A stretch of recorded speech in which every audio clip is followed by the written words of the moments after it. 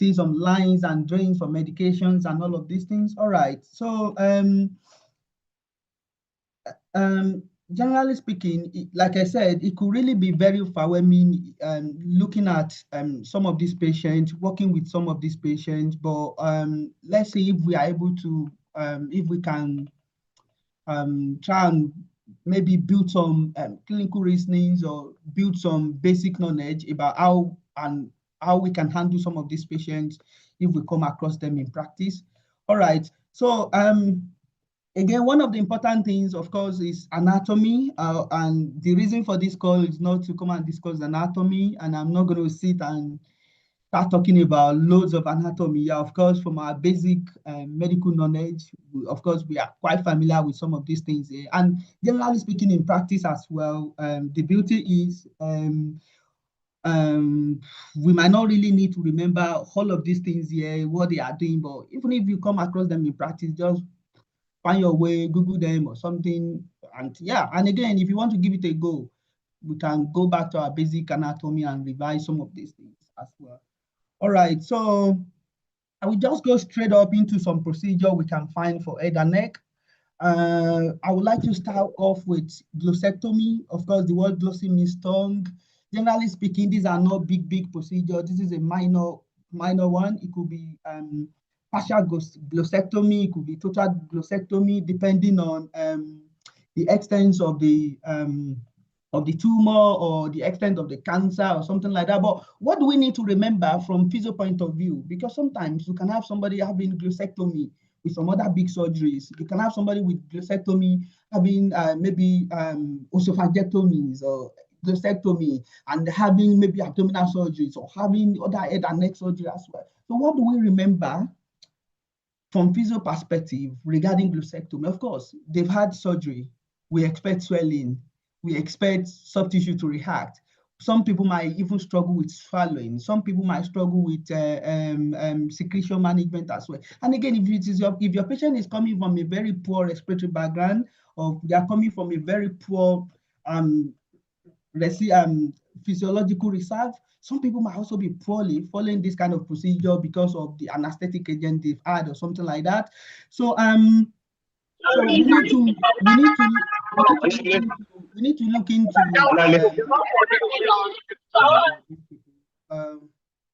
so we really need to look into how some small red flag that we need to take caution of. For instance, like somebody have had glossectomy now, because of the we don't want to, maybe for instance, let's say they've got secretions, we don't want to start doing positive pressure or negative pressure like suctioning to their mouth, because some of these things might actually disrupt their anastomotic leak. That can disrupt the anastomotic leak that they've had. And again, it's going to be too painful for your patient if you try to put positive pressure, you try to put here through their mouth. It might be really be very painful to your patient if they've had something like this. So we really need to think about, if you've got this patient, what other means can I use to help them to clear secretions if they are having some secretion burdens at the moment. So let's think about that. All right. So the other minor surgeries you might come across neck dissection. Sorry, are we still there? Can you hear me, please? Yes, please. Hello? Yes, we can hear you. Yes, sir. You are audible. We can hear you, sir. All right. We can hear you very well, sir. Thank you, sir. Yes, we can. All right. Thank you very much. The people with background noises are not helping us, honestly. So let's continue. Another surgery you can find is things around neck dissection. Neck dissection is just removal of lymph nodes. It could be complete, like all the lymph nodes are being removed. It could be incomplete or partial or something. But what do you remember? What do you have to remember, physios? We need to remember things. Oh, like because of their surgery. It could be in the course of their surgery. Why am I here?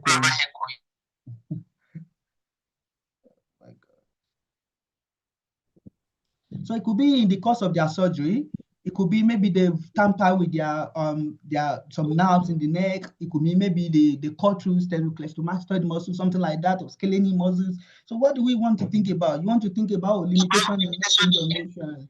You want to think about things around, oh, okay, now they might be struggling with pain. There might be some reduced range of motion, potentially in their shoulder. So what do you want to think about? Yeah. And again, this patient, before they had this surgery, they could have gone through some anesthetic agent as well. Some people, again, if they are coming from a very poor background, some people will also be poorly after this minor invasive procedure as well. So you really need to look at your patient. You really need to screen beyond respiratory point of view. You also need to look at their neck, assess their range of motion, assess range of motion in the shoulder as well, things like that. So so the other thing I like to mention before I move into the big surgeries we can come across is the donor flap, flap reconstructions. This is often something we need to also be aware if you are working with head and neck patients. Sometimes you might find in the operation notes that some a bone in the leg, in the fibular bone is being removed, is being affected, to reconstruct some part of the body. You can also find maybe some muscles in the pectoralis muscles or latissimus dorsi, or bones in the hand like radial bones is being removed, something like that, to reconstruct and to be affected and be put in another part of the patient body. So what do we have to think about there? We need to think about something around weight bearing. We need to clear some, because sometimes it could even be that maybe sometimes that is not being documented in their caseload, or in the operation note, something like that. You need to clear that. You don't want to go to their bed space and say, yeah, let's get up, let's start moving. So you need to be aware of their weight bearing status. And again, when it comes to positioning, imagine somebody latissimus dorsi has been affected to reconstruct some other part of the body. So do you want to think about what would be their best position for them? Of course, you don't want to get them at the early stage to start putting pressure on that particular place. It's going to be painful, and it's going to also affect the healing. So think about some of these things, because these are things, by the time you are screening the operation notes, these are some of those little things you are looking out for in order to make best decision for your patient, if that makes sense. Are we still there? Is it making sense? Hello?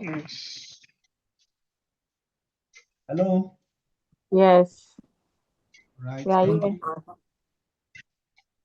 Okay, all right. So let's start the major discussion of the day, which is tracheostomy.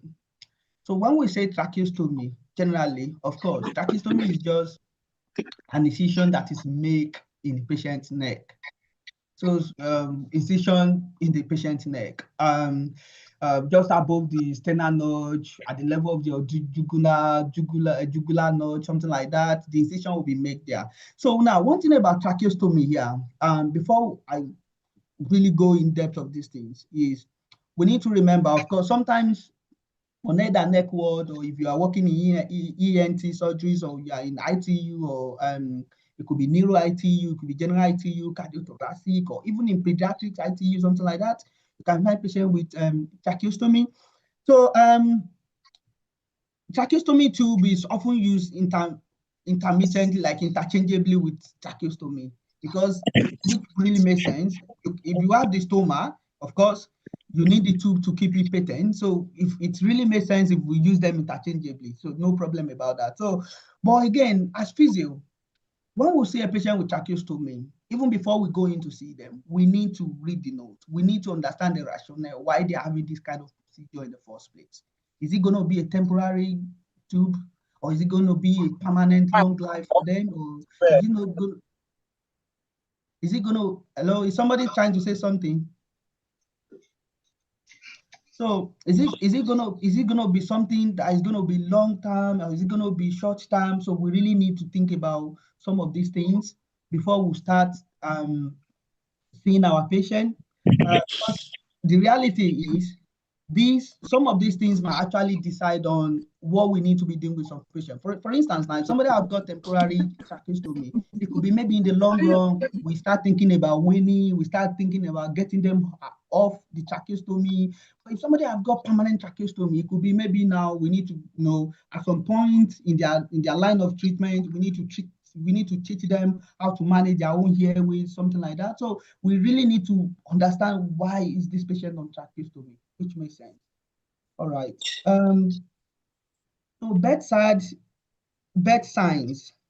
So tracheostomy, if somebody have got tracheostomy, so they've got tube in their neck, and what that means is their airway now, what they're actually using to breathe now is the tube in their neck.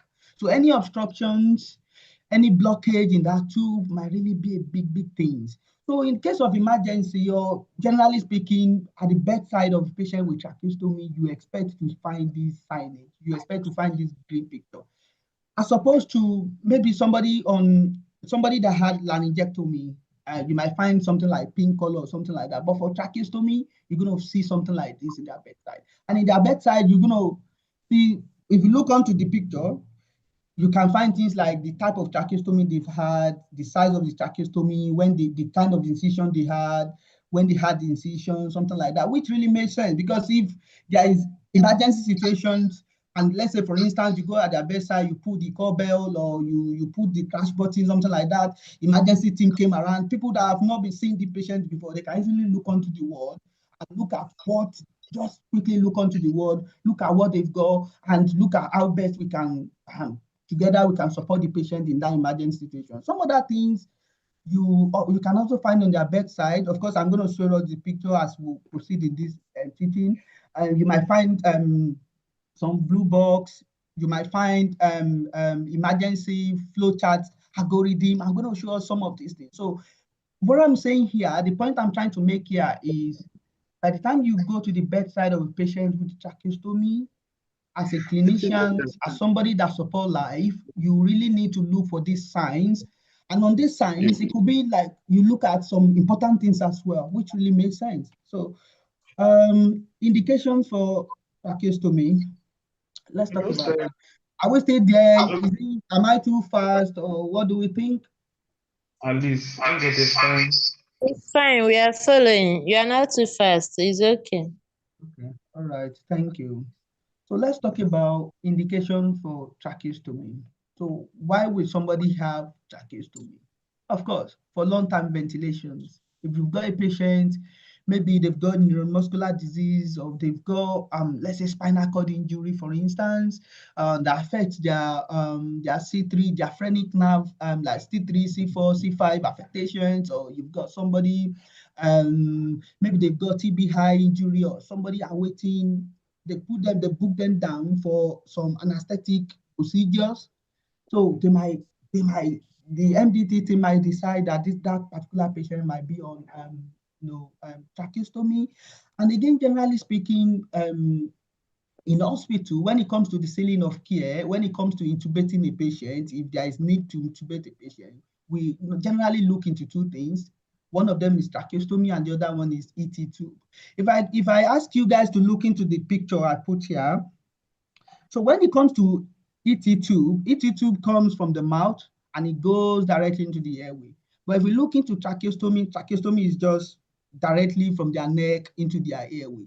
So one thing about ET tube is we can easily relate from this picture, something that comes from the mouth, there is chance of something causing some pressure damage to the upper airway, as opposed to a tube that goes directly into the airway from their neck.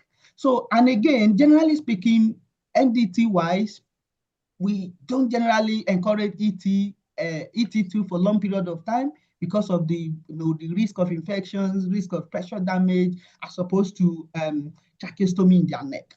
And again, when it comes to weaning as well, suppose you've got a patient on long-term ventilation, they've been sedated, they've been paralyzed, or either medically induced or due to their pathology they've got for a long period of time. When it comes to weaning, it is much more easier for us if your patient is on tracheostomy to wean them as opposed to endotracheal tube.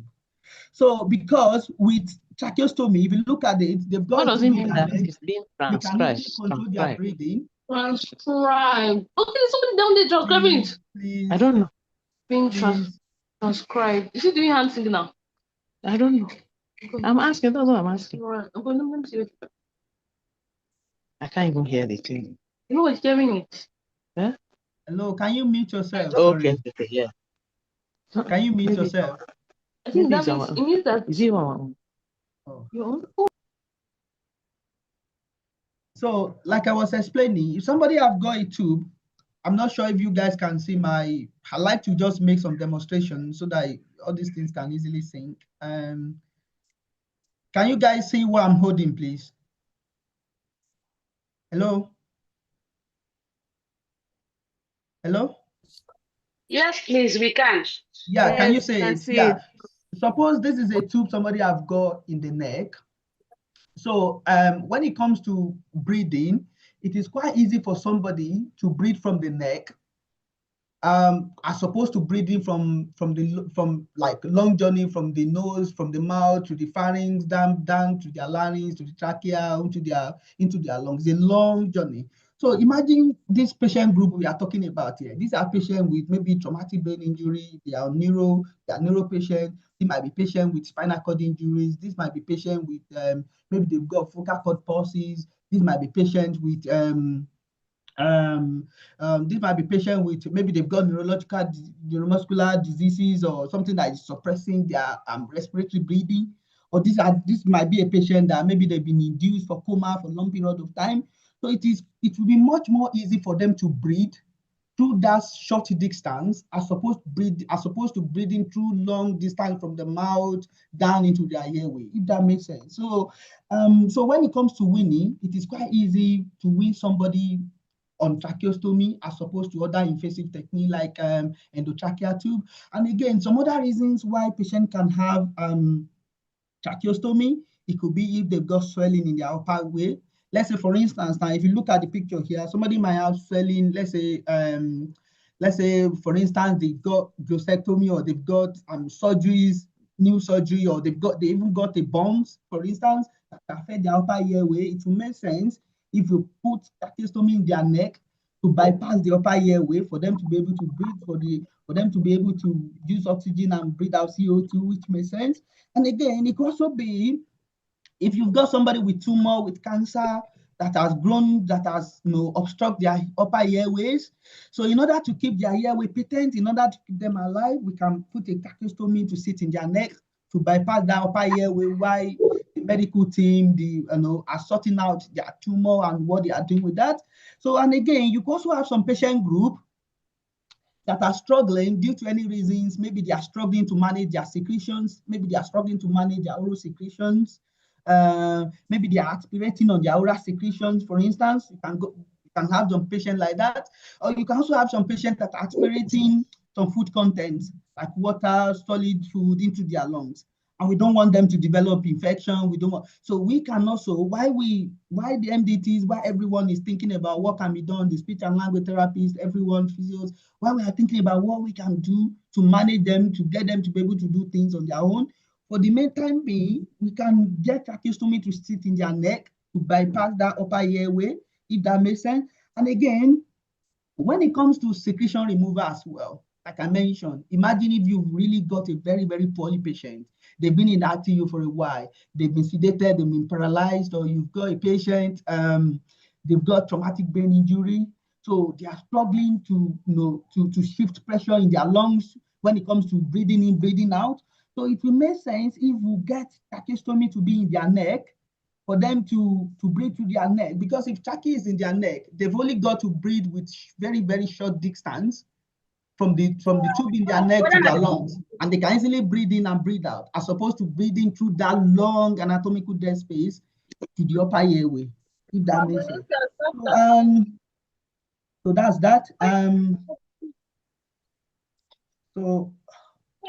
So again, Okay.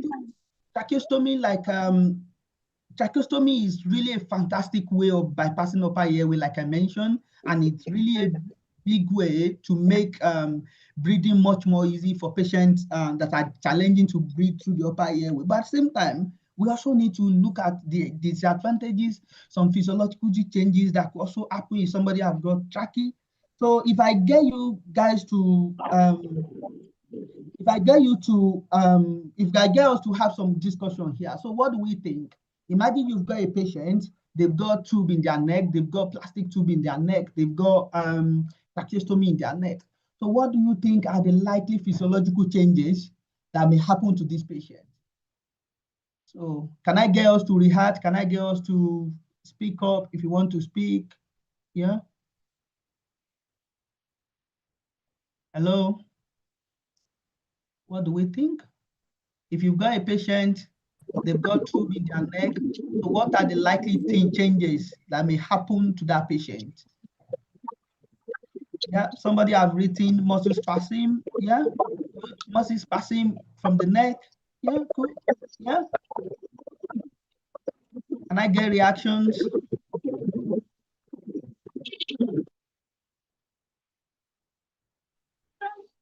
Um, Yeah, speak up, speak up.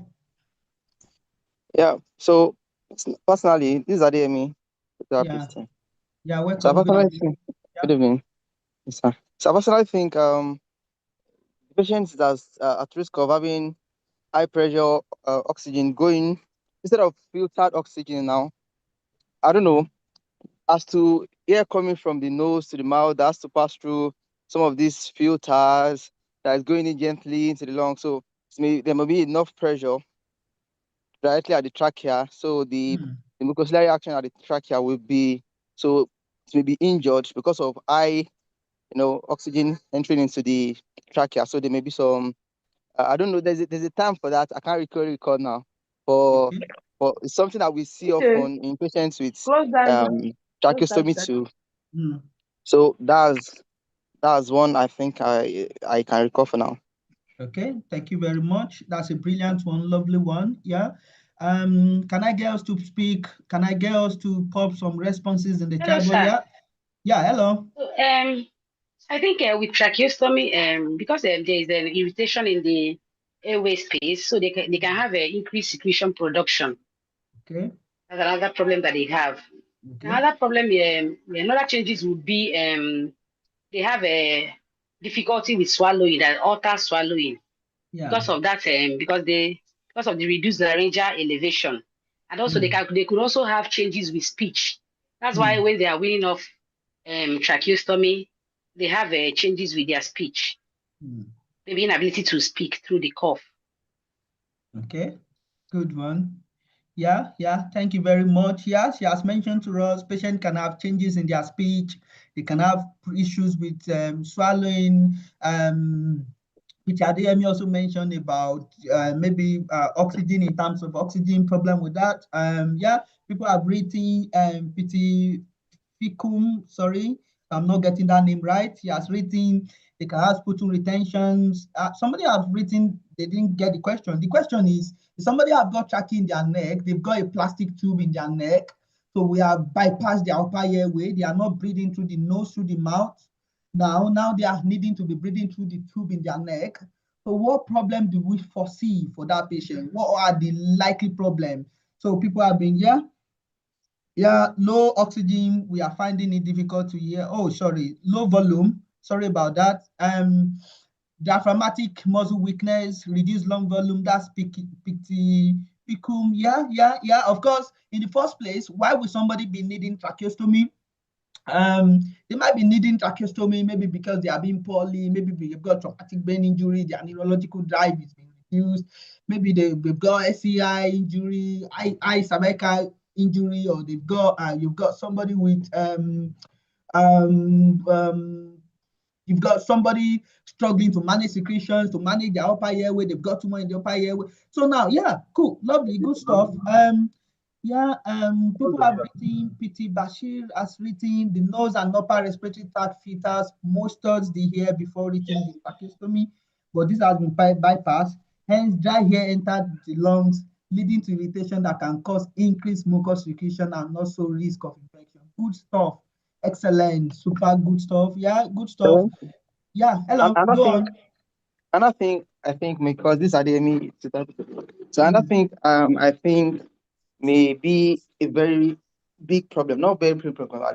A problem is that there's this surfactant component of the lungs and the ability of the lung to become elastic and then return back to its normal position because of the positive high pressure that's going in. So that that property of the lungs will be affected, will be reduced, and then it's just possible for the lungs to just be expanding without having this ability to recoil back to its original position, leading to Okay. maybe long-term lung collapse or atelectasis. Okay, good stuff. Good stuff. Yeah, good stuff. Yeah, PT. Abegunde has also written in the chat box, result of irritation, increased sensitivity of reflexes, cough, and swallowing. Yeah, yeah. PT Okay, Adeyemi has. I also Yeah. Go I on. also Go think on. I also think the upper respiratory muscles will become weaker because Yeah. they are not being made use of. Yeah. So instead Good. of improving, they are not getting any stimulus. Hmm. So they will become weaker and weaker, Yeah. and they will lose Good. their ability to function. Good. It's just like every other muscles in our body. Like if you don't use them, you lose them. That's the principle. Disease atrophy. If you have good stuff, well done. You are not using the upper airway, though. What will happen to the other airway? You start losing their functions, their natural. You are not getting that natural stimulations, that ear that are meant to be going up and down there. You are not getting them. So what will happen? You start losing their function, which makes sense. All right. So now PT Hamad has also written secretion become thicker due to loss of humidification. These are all brilliant stuff. Yeah. Please let's move. So yeah, somebody have written, let's mute our mic here so we can enjoy ourselves. Thank you very much. I appreciate that. Yeah. Sputum retentions, yeah, low volume, diaphragmatic weaknesses. Yeah, these are loads of brilliant stuff. Yeah. So we need to really understand these physiological changes, honestly speaking, because if we don't understand them, we might struggle to manage some of these patients. And again, in the long run, if we don't get things right, patient might die of respiratory arrest. They might die, they might be coming to the hospital with repeated chest infections because things are not, in fact, some people might even lost their voice through, like they might not be able to regain their voice again. So we need to really get things right. So let's look at this thing together. Now we have, if you look onto the picture here, there is a curve here. And what the curve does is this curve completely creates a barrier between the upper airway and lower airway. So which means this patient is not getting air from the nose downward. They are not getting air from the mouth downward. So everything here has been rendered redundant. What does that mean? Like somebody's mentioned, you are not at that moment where they have this thing, when they've got tubes, when we have cut off the upper airway. So like somebody mentioned, this situation, the patient might lose that natural, this patient might lose that natural ability to be able to phonate because the air is not going up. Before, for you to be able to phonate, for you to be able to talk, you need air to go into the larynx to vibrate, to cause some vibrations, but no air is going up. You are breathing through the neck. No air is going up. So there won't be phonations. And if care is not taken for a long period of time, if you didn't get them to rehab them, some of them might struggle to regain their voice in the long run. Think about that. How about if you look into this tube again? This is a tube here, big tube. If this pressure here is too much, what is behind, posterior to this? What do you have? You've got esophagus. That can cause some compression on the esophagus. Before you know, they start struggling with eating and drinking, with nutrition. There can be some swallowing issue. Of course, this is airway, but that airway indirectly can also compromise your swallowing problem as well. Think about that. And aside from that, again, this patient is not breathing through the nose. Remember, your nose is the first line of defense. Your nose provides humidification, warming of air, they provide the filters, bacteria, and all of those things. But this patient, they are now breathing through a tube in their neck. So what that means is we have actually cut them off from that natural humidifications. So now in the neck, they are getting in a dry, cold air going straight into their lungs. Is that good for their respiratory system? No.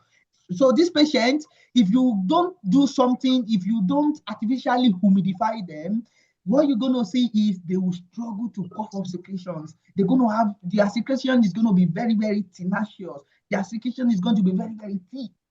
That's what that means. And if care is not taken, their mucosal lining, their mucociliary actions, they don't like to work in a dry environment. They like to work in a nice, humidified environment. So before you know, their mucociliary actions will start coming down. They will struggle to clear their airway. They will start retaining secretions, and infection will start developing.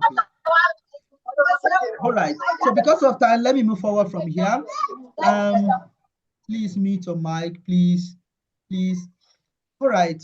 insertions of tracheostomy, like I mentioned the other time, before you go in to see this patient, think about it. Have they got temporary tracheostomy or is it permanent? Think about that. Some other things you can find is about the incision is you can find percutaneous and you can find surgical.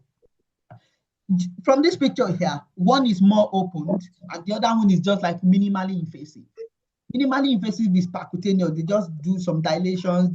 Sometimes you can even do that at the bedside. Some patient might not necessarily need to be in the ICU or something before they do that. But the other one, surgical, is just open, like big one. Now, but from physio point of view, yeah, it does not really make big sense. But again, what you need to remember here, if somebody has got percutaneous tracheostomy, minimally invasive, it could mean maybe less pain. If you bring the knowledge from past session, like I explained, if somebody have got minimally invasive procedure, it could mean maybe less pain, less anesthetic agent, it could mean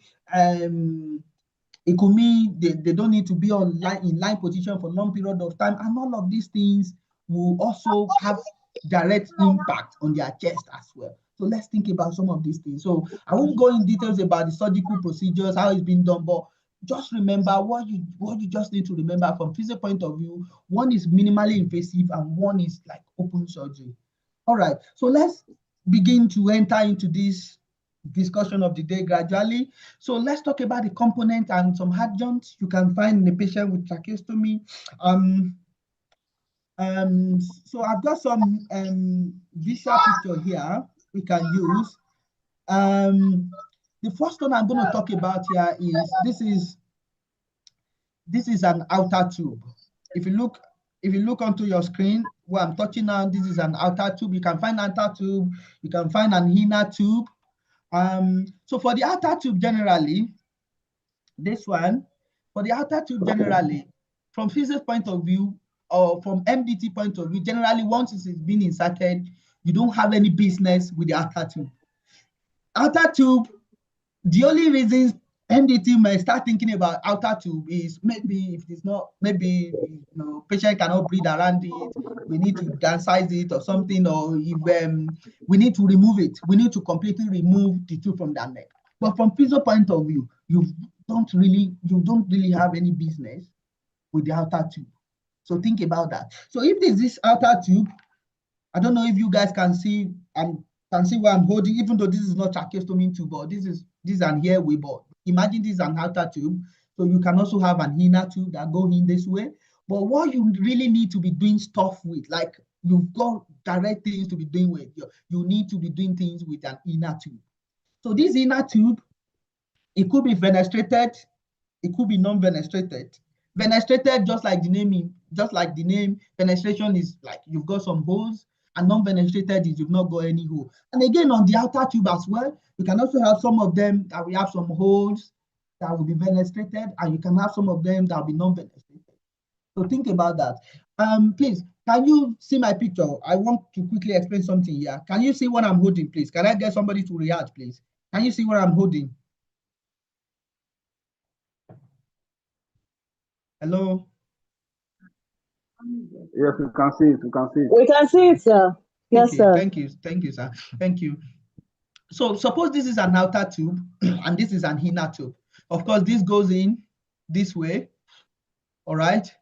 So now, so what I need to be doing if I'm going to patient bedside, before I do things with my patient, I want to be checking their inner tube.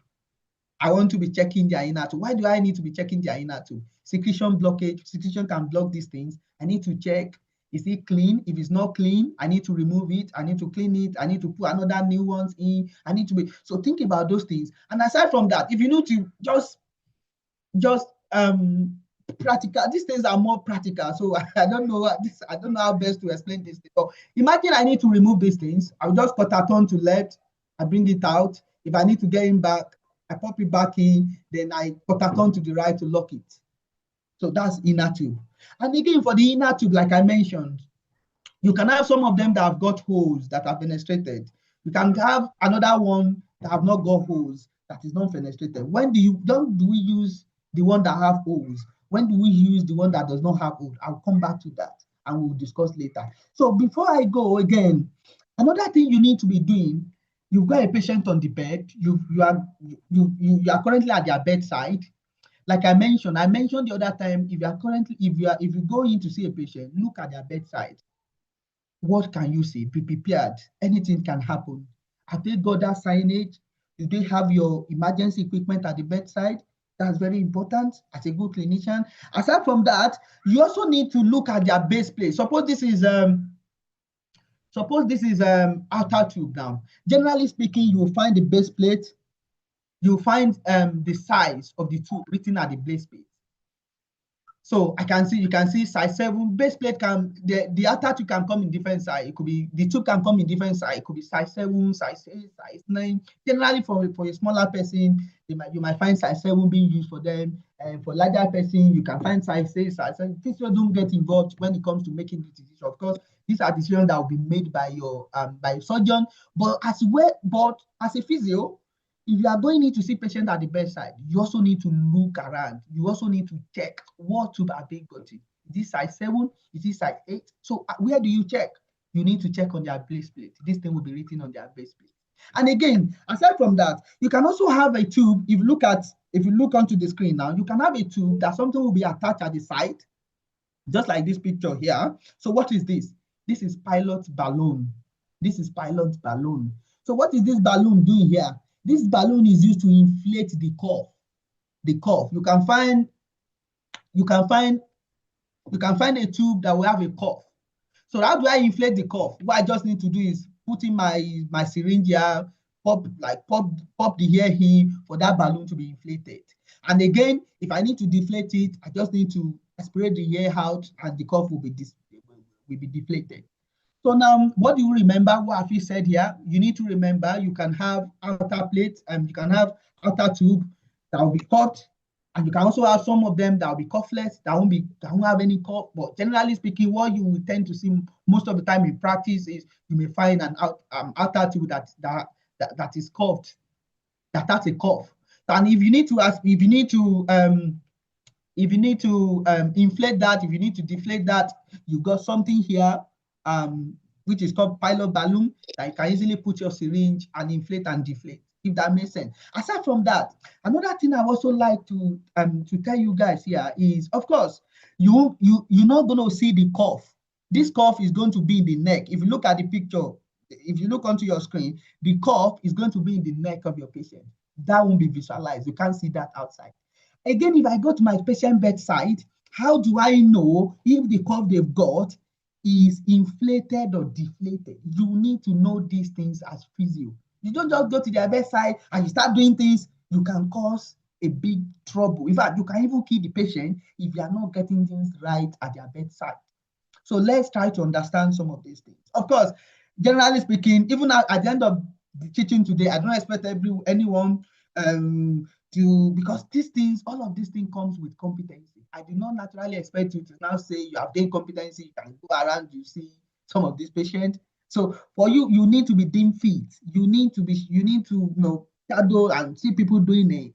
But let's just see how we can develop some clinical reasonings, familiarize ourselves with some of these things, because in reality, these are some of these things we need to be doing as physios. We need to be supporting some of these patients. Honestly, nobody can do your job. You really need to be doing it, honestly. So, all right, like I was trying to say, if you go to patient bedside, I want to look at the size. What kind of tube have they got? What size is it? I just have to look at the base plate. That will be written at the base plate. I will look at that. And aside from that, if I need to know if the cuff is inflated or deflated, I just need to look at the pilot balloon. If the balloon is deflated, that shows the cuff inside their neck is deflated. And if it is inflated, that shows it is inflated. I will still come about why will it be inflated. Why we're still going to talk about that, if that makes sense. Some other things I would also like to talk about is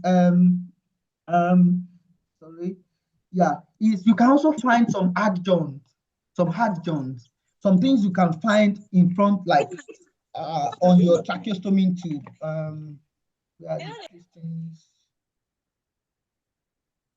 Sorry. So you can find things like Swedish nose.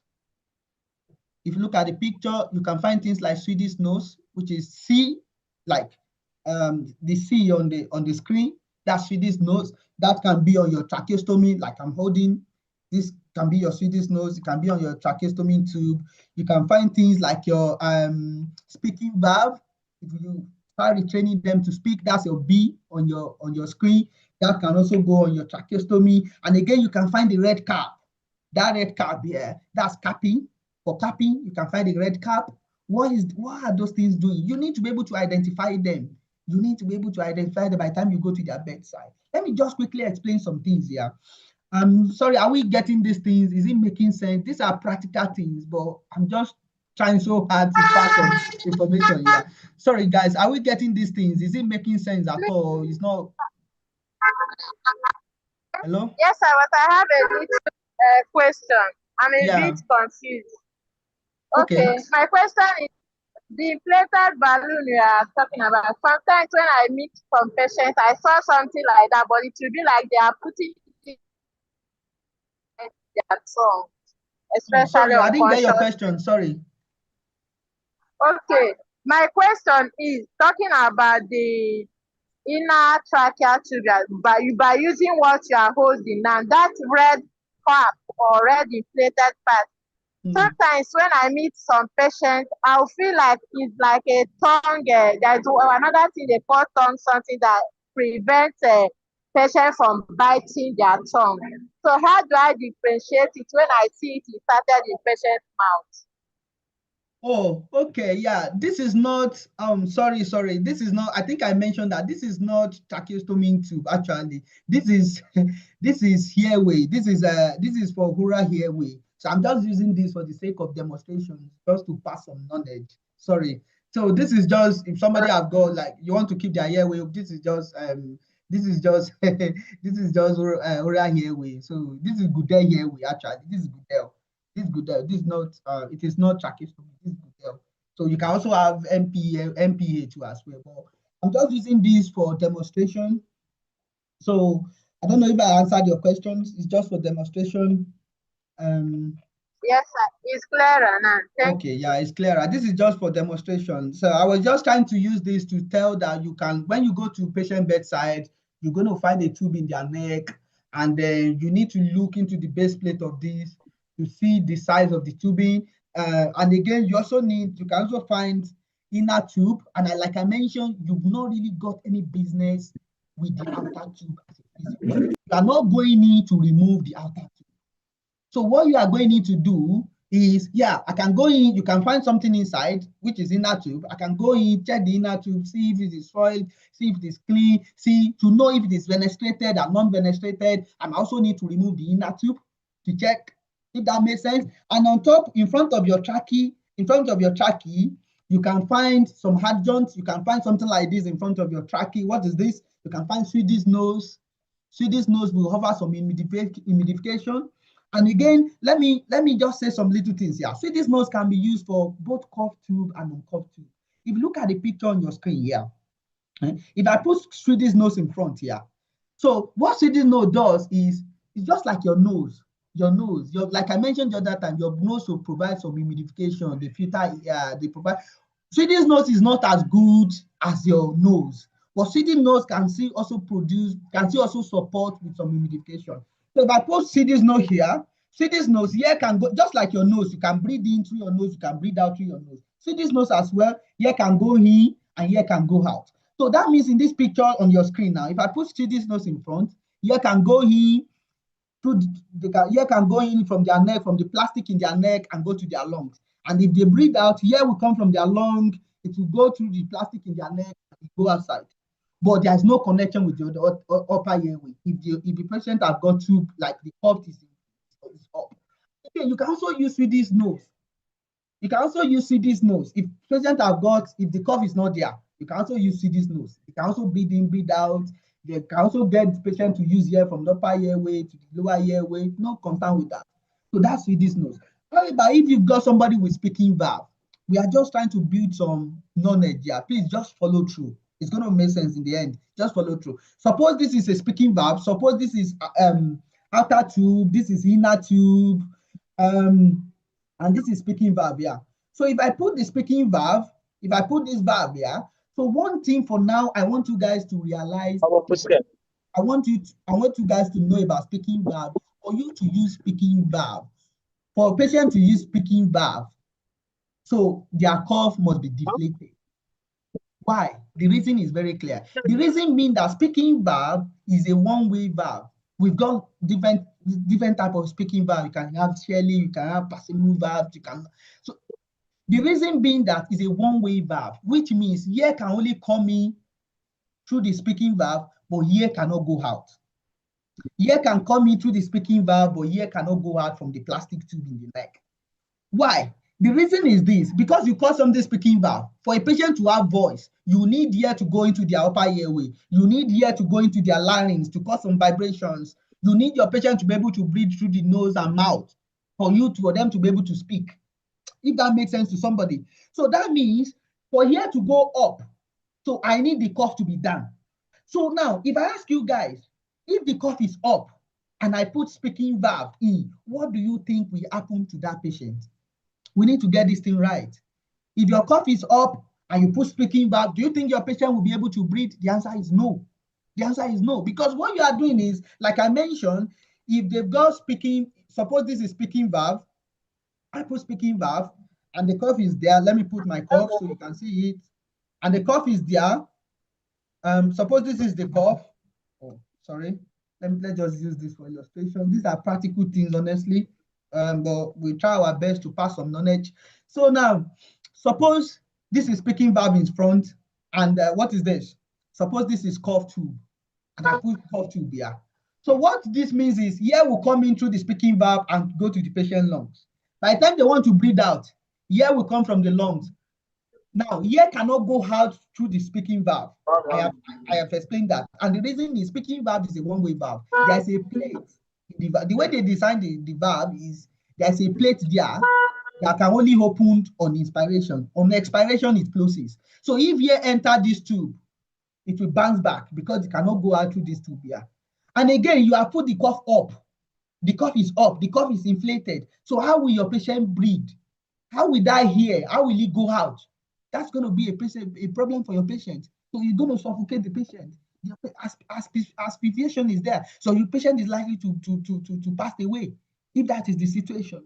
So what we have mentioned here is, let me repeat myself. I'm taking my time to explain some things here because it's really very important. Physio-wise, we need to understand this. For what is this? Swedish nose. Suppose this is a Swedish nose, HME, Swedish nose.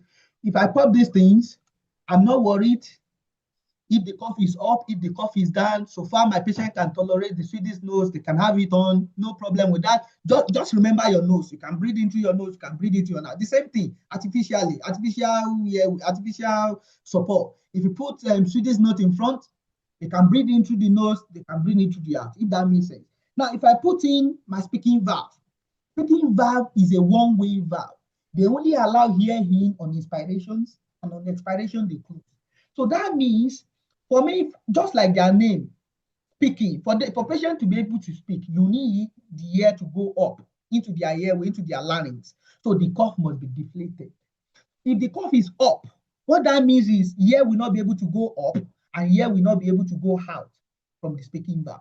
And what will happen is you will suffocate that patient and the patient may die.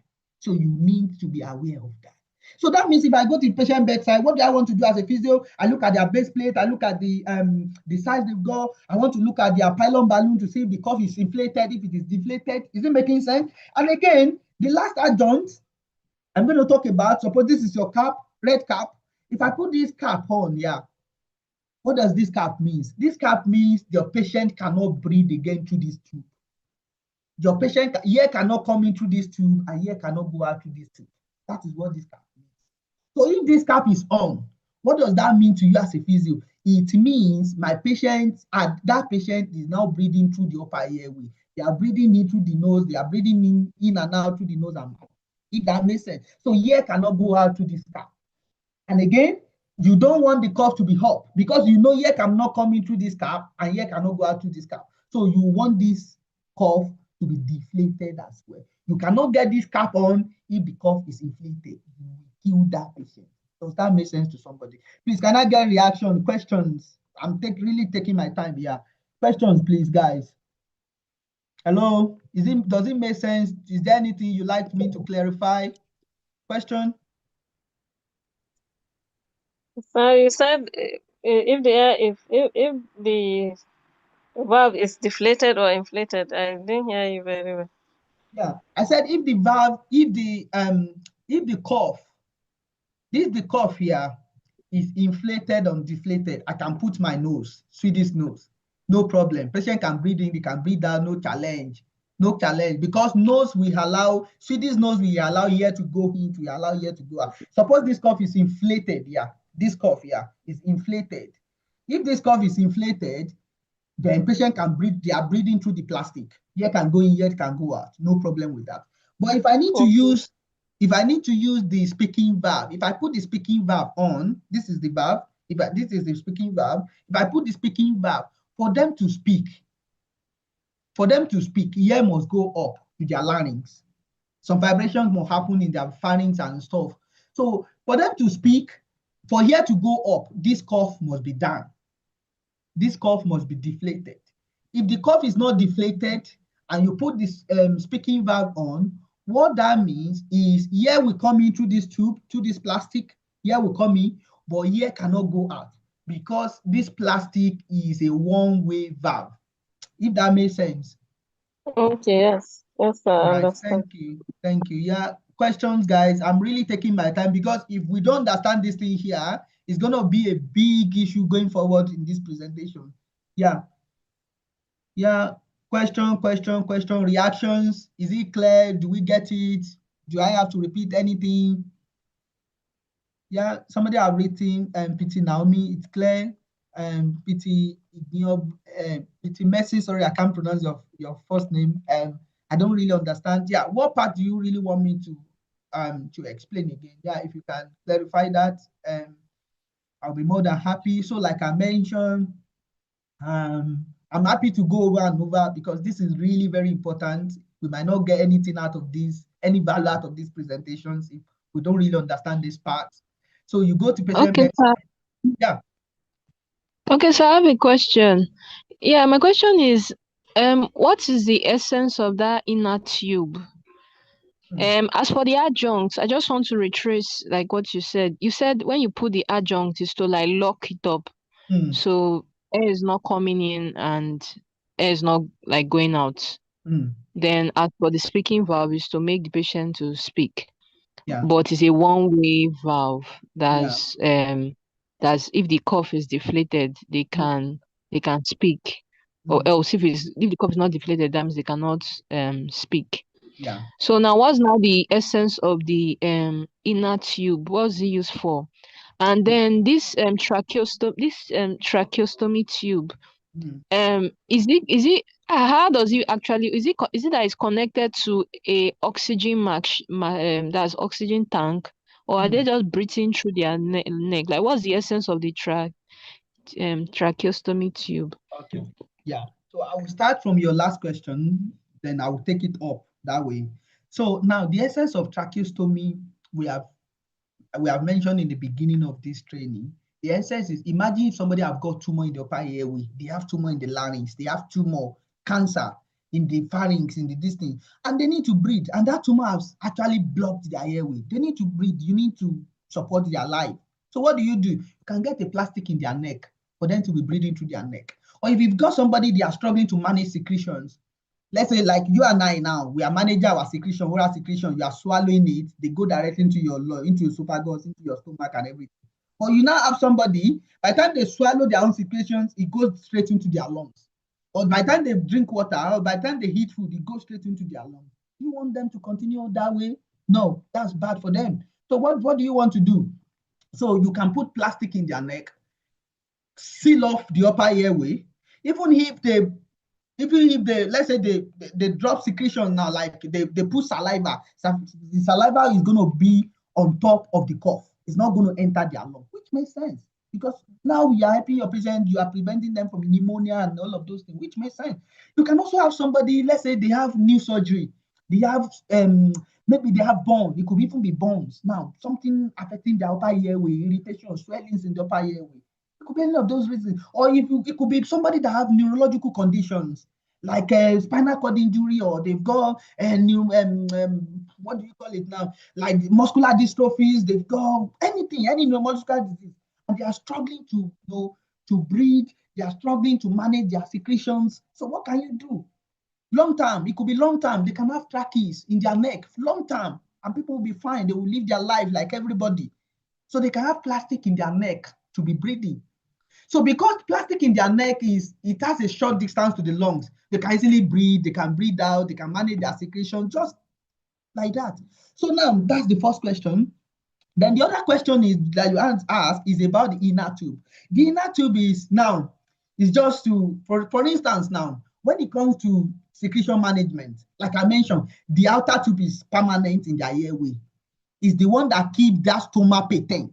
You don't want that hole to be blocked. Now, for the inner tube, you want to, because people will produce secretions, there will be sputum and everything. How do you manage that sputum? So there should be a tube I need to be removing, I need to be putting in, I need to be doing all of those things, if that makes sense. And again, when it comes to weaning, again, because sometimes now, let's say for instance, I put my speaking valve. Let's say I've started weaning this patient, and I put speaking valve in front for this patient. Patient might struggle, they might not be able to tolerate. What can I do? I can think about, okay, yeah, let's say the inner tube they've got is non-fenestrated. This one has no holes. I can use the one that have holes for here to better go up. So I can easily control their breathing. I can easily control patient breathing, like rehab, just like the way you rehab patient. Oh, they do well today, they can stand today, or I can easily progress them easily with this inner tube. I can easily control their breathing with this inner tube, if that makes sense. And again, in terms of oxygen that you mentioned, of course, oxygen tubing can also come into this. I've got one here. You can pop oxygen tubing in front. If you need to give them nebulizers, you can put it in front. If you need, if they need non-rebreathe or whatever. But then again, I have had discussion in the past about oxygen. Remember, we have mentioned in this presentation again today that you have bypassed the upper airway. They are not breathing through the nose. That natural humidification is lost. What kind of oxygen do we want to be giving this patient? Humidified oxygen, oxygen that is moisturized. Because they are not using their normal nose, so they need something that needs to be going into their lungs. They need humidified oxygen, not dry oxygen. So we are thinking about I will still discuss about humidification anyways in this presentation, if we have the time. All right, if that makes sense. Did I answer your question? So yeah, this tracheostomy can be connected to oxygen. It can be connected to different things. It can be connected to oxygen. It can be connected to some of these adjuncts that you need to be familiar with at physio. You need to be familiar with Swedish nose, speaking valve, cap. You also need, there are some of them, even for emergency situation, capnography. I think I've got the picture here. Let me just show you because of time. So it can also be connected to generally this capnography will be purple. So by the time you put it in front, let's say in emergency situation now, you bring it out and you put it in front of the trachea, you attach it to trachea, that will change yellow. And what that means is, expiratory here, CO2. CO2 is going to change that. And if it changes, that means the airway is patent. Let's say, for instance, now you're at the bedside, you are thinking about, is this airway blocked? Is it patent? Is it not patent? You can use this to text.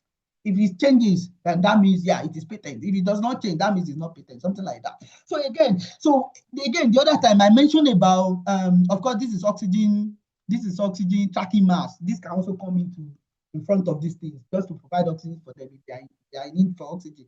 And again, you can also, trachea patient, like I mentioned, can be connected to ventilator.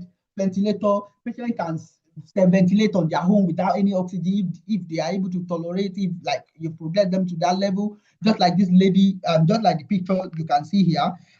Again, what else do I need to tell you here? Again is speaking valve. Let's say your patient is on ventilator. Speaking valve can also be used with ventilator limb, ear limbs of the ventilator.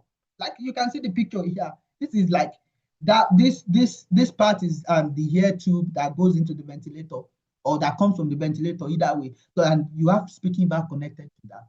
So these are advanced things. These are practical things, honestly speaking. But let's just see how we can build some little knowledge from here. The other thing I would like to talk about before I leave this picture here is about, if you look at this let me see from here. Yeah. If you look at this picture here, let me drag this one away. If you look at this picture here, you can see this thing has like external two things now. The pilot balloon, the one you can use to control your cough, you can use to deflate and inflate your cough. And the other one here is this tube. Yeah, what is this tube? This subglottic port. Let me say it again. Subglottis port. Subglottis, below the glottis port. Let's say, for instance, now you are dealing with a patient. This patient, they are struggling to manage their secretions. Every time they swallow saliva, the saliva goes directly into their airways. It's not going into their lungs like you and I. I'm sorry, it's not going into their esophagus like you and I. It goes directly into their lungs. They are now being intubated with tracheostomy. They are now on tracheostomy. Now, so this patient have a cough. So those oral secretion is going to be deposited on top of this cough. So how do we help them to manage that secretions, that oral secretions? How do we help them? So we can also, so this subglottis port is a way of aspirating those secretions on top of this cough. Just put your syringe, aspirate it, and that's all. And that's it. That's how it works. So that's it. Let me see if I can take one. I'm really taking my time to explain these things here. Yeah, somebody has written tracheostomy is done mostly for tracheostomy can be done for an unconscious patient. Yeah, unconscious patient. Either through their pathology, they've had head injuries or anything, or brain injuries they've had. It could also be patient could also be medically induced coma, like patients that are medically induced. You can do tracheostomy for them. And with that induced coma, because now that you have induced their coma, they are unconscious, they cannot naturally manage their own airway. You can easily get access to their lungs from their neck because of just short distance, which makes sense. So that's that. So please, do we understand this part? Can I crack on? Does it make sense? Let me get reaction. Please, can you explain again how to check for a patent valve? The one you say that it shows that there's carbon dioxide present. Oh, okay. This is, let me bring the picture. So this is capnography. It's not naturally, when it comes to winning and everything, it's not like normally what physio play with day to day. But this is capnography. This is used to check if the if the trachea is patent. If you pop in this thing, normally it's going to be purple color. When you remove it from the bag or where it is being, like, you bring it out, then by the time you pop it on that on the trachea, and it's going to change to yellow. What that means is, of course, that shows CO2, like your patient is breathing out CO2. Which means, don't forget, CO2 is an acidic gas. From our basic knowledge, like you do litmus paper test, or do this thing in secondary school. So the other thing here is, this is dilator here. Yeah, this is just used in emergency situations. If you need to remove the whole tube, let's say the airway is occluded, your patient is struggling to breathe. If you need to remove that, everything, the whole tube, including the outer tube, so you can just use that to dilate it. So we need to be familiar. We need to familiarize ourselves with this. Oh, two more things that I forgot to mention is this. What is this? This is swab. This is used for cleaning. Now, like the question somebody asked the other time, inner tube, I can remove, I can clean, I can return. So this is what you can use to clean. Then what about this? This pressure gauge, this potted pressure gauge. So now so this is used to check for the pressure of the cough. You don't want the cough pressure to be too much. Because if it is too much, if you look at this picture here, because the cough sits in their neck, if the cough is too much, if the pressure is too much, it's too inflated, what is going to happen? It's going to keep compressing, causing pressure damage, compressing esophagus and everything, the airway, esophagus and everything, which does not make sense. You are causing injury to the patient airway. So what do you want to do? You want to gauge the pressure. You want to monitor the pressure. Normally, just connect that with this. Connect the balloon, collect that pilot balloon to this, and the pressure will read. Normally, we want the pressure to be between maybe around 20 to 30. I would say this thing you can see here, 20 to 30, and that's fine. So, and also this can also use to deflate the cough. You can use it to inflate and deflate. At the side of this thing, you might find some red color. If you press it, the cough will be deflated. If you want to inflate as well, if you pump this thing, it's going to inflate the cough as well. But generally, we like to use syringe to do the inflation and deflation, but just use this thing to monitor the cough, if that makes sense. Any question, please? I want to crack on. Any question? Do we understand it? Does it make sense? I know these are some unfamiliar areas. These are, but the reality is, if we really want to develop our clinical skills, acute clinical skills, these are some of these things. These are some of the areas we need to be going in to be seeing patients there. We need to be tough with them. We need competencies around this area, honestly, and we need to be supporting our patients. We really need to be supporting them. All right, questions, clarifications? Yeah, can I continue? Can I get response? Hello? Yes, you can continue. All right, thank you. Okay, so now awareness of difficult anatomy or difficult airway. I'm not going to spend time on this, but just be aware you can have patients that have fluffy. Naturally, their airway is fluffy. I've met a lot of them in practice. You can have patients with tracheomalacia. Somebody might come in with trachea stenosis. Just be aware of some of these things. I'm not going to touch on this because of time. Time I've gone. I could have loved to spend time, but let's move forward. And yeah, PCO management. Now we know outer tube. Now we know inner tube. Now we know some adjuncts. Now we know if we need to give oxygen to trachea patient, it needs to be humidified. Now we know some adjuncts that can go in front of their airways. So how do we treat these patients? Of course, your treatment begins from where you are reading their notes, their bedside. What are you checking in the bedside? Have you checked the base plate? What size are you working with? Have you checked the pylon balloon? Is it inflated? Is it deflated? Have you checked those things? Then now, what do you want to do?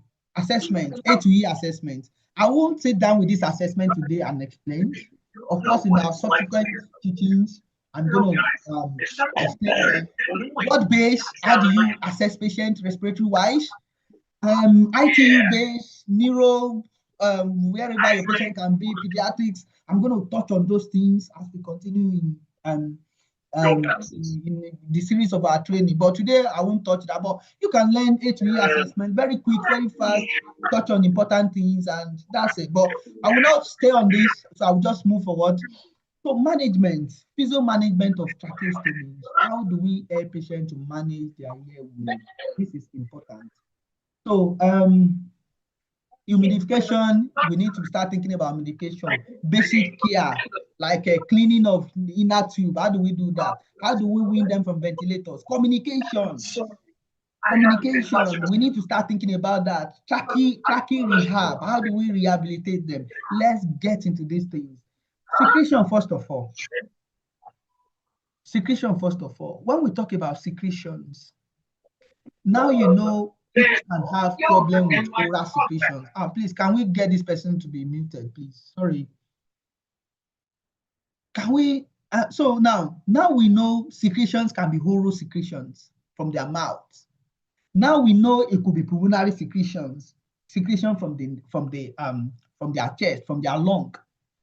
So now it could be aspirated content that we want to be dealing with. So how do we help these patients? Now, before we go into how we can help them, think about if you are able to get out the secretions, you need to monitor the secretions. You need to look at the color of the secretions. You need to look at the viscosity. You need to look at the consistency. You need to check, is it blood stained? Is it fresh blood? You need to be checking these things. And again, everything management here that I'm going to be discussing here is MDT based. You can, like I keep saying, you cannot work successfully in an acute hospitals without other MDT. And they cannot be a good practitioner too as well without you as physio. So who is going to be, if you are not there, who is going to be helping this patient? Who is going to be doing all this airway clearance with them? Who is going to be progressing them? And again, when it comes to winning and all of those things, it could be, if you have the competence, in some hospitals, physios can lead. Some doctors can lead, ENT doctor can lead, critical outreach team. It depends on competency, it depends on the protocols of the hospital or wherever. So, so that's it. So it's MDT. Nobody is working in isolation. You need to touch speech and language therapy. This is another area in Nigeria that really needs to be developed. Speech and language therapy. They need to be doing their stuff. You need to be doing your stuff. Nursing staff need to be doing your stuff. The medics, the ENT doctor, the maxillofacial doctor, those people also need to be doing their stuff. By the time you are reading notes, you need to be checking what they are doing, how they are. You cannot just, you are not just there, go here, let's do percussion and shaking hands. No, that is not practice. You may be doing those things and you may even be causing more harm to your patient. For instance, just like we mentioned the other time, imagine somebody, you go to see somebody in their bedside. Maybe yesterday you saw them, they are speaking, and then they've got speaking verb, and today you pop in speaking verb where their cough is inflated. That's going to be a big harm. Even if you are not leading the willing planning or something, you really need to know what is going on with your patient. If that makes sense. So so when it comes to secretion management, again, I will not sit down with some of these techniques today and start breaking it down, but some of them will be in our series of other treatments. But one thing I really want you guys to know right now is secretion management is the same, just like every other patient. It's just the same. So what do we need to be doing? We can do deep breathing exercises, we can do ACBT, we can do oxygen draining, blah, blah, blah. We can do those things to cause some collateral ventilations, to move here. Of course, those things that's another thing we need to know as physio. Those techniques work with collateral ventilation. Collateral ventilation is just a way of getting air behind the secretions. That air behind the secretion is going to be the one that will cause some expiratory flow bias, that will start mobilizing the air, that will shift secretions from their lower airway and into their upper airway. But again, remember here, this is tracheostomy, they are breathing from the neck. They've got plastic tube in the neck. If the cough is up, that means they may not be needing to be splitting out the secretion from their mouth, or so they need to be splitting out from their neck, if that makes sense to somebody. So now, every other techniques we can do as physios to move secretions from lower airway to the upper airway, we can do them with this patient as well. Oh, do they need positioning? What positioning? What does it do? What does it do? Positioning will help in their VQ matching. Do they need to do some standing? Do they need to be upright in bed if they cannot get out of bed? We need to be thinking about these things. Or if they are being sedated and intubated in the ITU, oh yeah, what technique do I need to get them to cough? What technique do I need to get? Because coughing is really very important to physio. What techniques do I need to really get them to, or if they cannot cough, maybe they are being sedated and ventilated now. They are being, what can I do to mimic cough, to create some expiratory flow? I can try MAC, abdo MAC. If there is no contraindication, I can do thoracic MAC. Don't worry, I'm going to discuss this thing and bring pictures in some other trainings. So I can try thoracic MAC if there is no contraindication. I can try percussion, shaking, all those things, expiratory vibes to loosen their secretion, to create a bit of expiratory flow bias, to move secretion from lower airway to upper airway. I can try all of these things. Again, imagine, if all these things are not working, I can also escalate my treatment plan forward. I can try positive pressure. I can use cough assist. These are stuff we need in Nigeria as well. Positive pressure, cough assist, IPPB. Why are we not having some of these things? We need to learn all of these things, and we need to find a way of getting them to be using those things from our patients. It is not all patients that your percussion shaking this thing or this thing will be sufficient for them. You might need patients that you need to escalate them on those treatment equipment. Do we have them?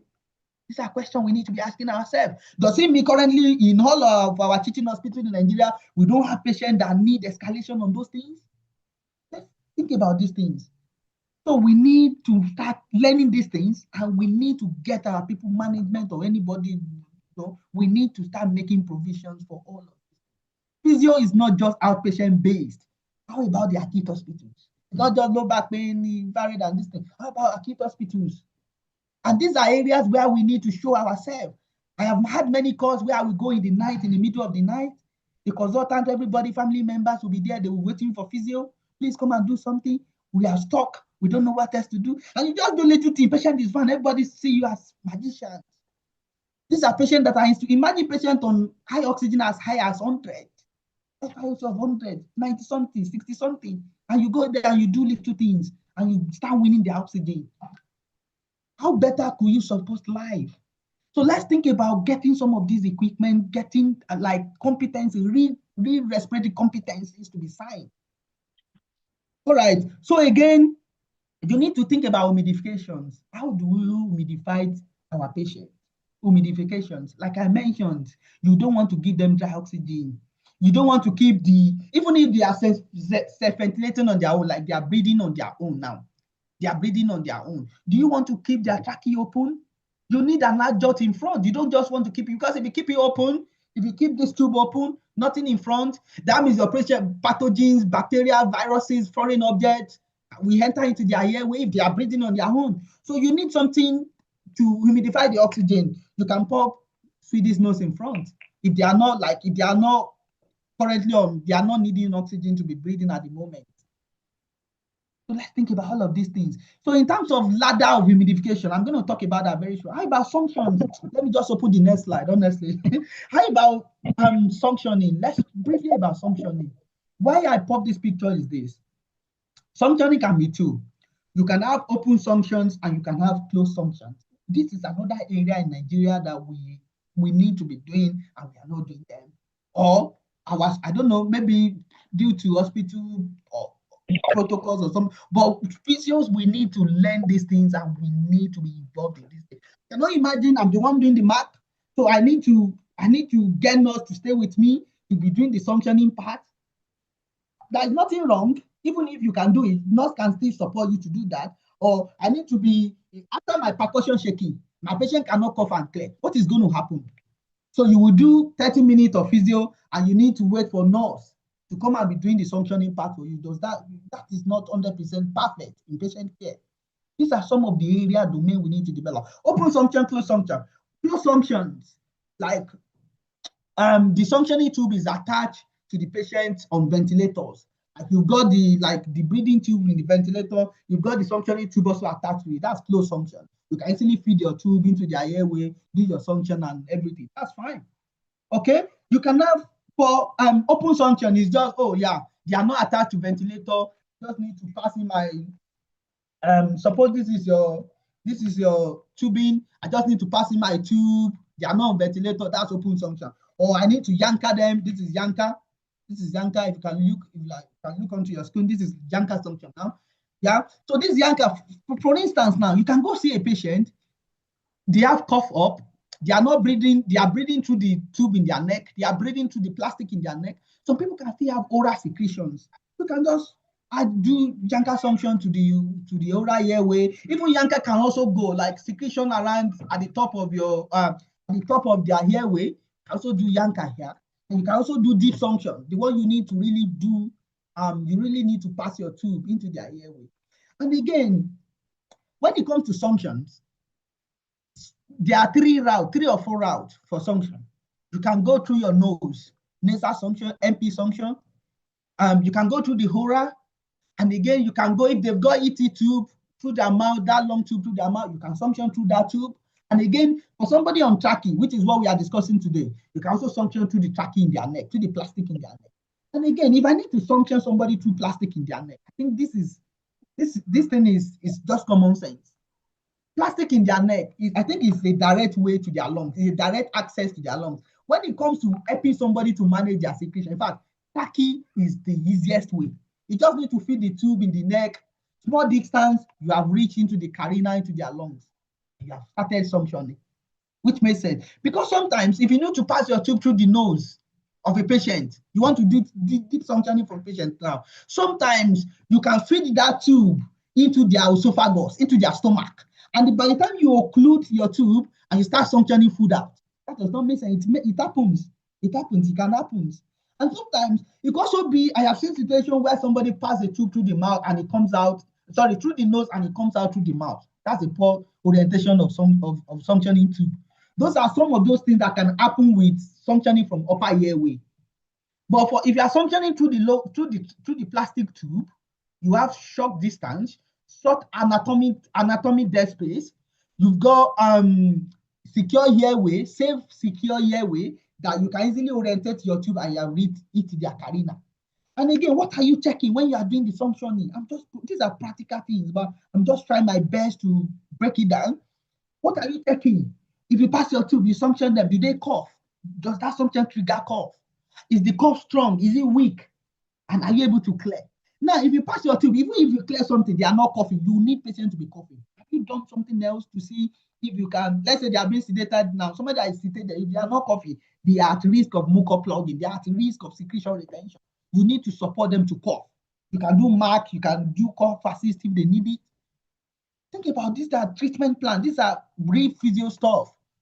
Okay, so now, so about suctioning again, like I mentioned the other time, I want to know the appropriate size because suctioning catheters suction catheter can come in different sizes. It can have size 12, size 14, size 10, something like that. So how do I know? And again, I mentioned the other time, the trachea tube can also come in different sizes. So how do I know the appropriate one for my patient? How do I know? So just look at the base plate. Sometimes they might say the patient is having size 7.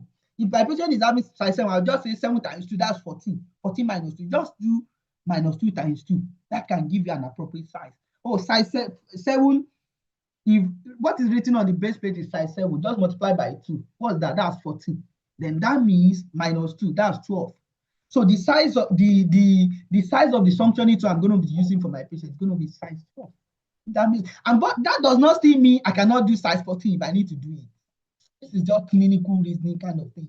Let's say I've really got this patient, their chest is really bad, they've got thick secretions, very thick and blocking their airway. What can I do? If I do size 12, I'm clearing, but I'm not, like, their secretion is thick. Why not put size 14 so that I can easily clear out once, rather than needing to be doing suctioning 2, 3, 5 times? Because there is risk with suctioning as well. Don't forget, some of this treatment comes with risk and benefit. You are weighing your risk against your benefit.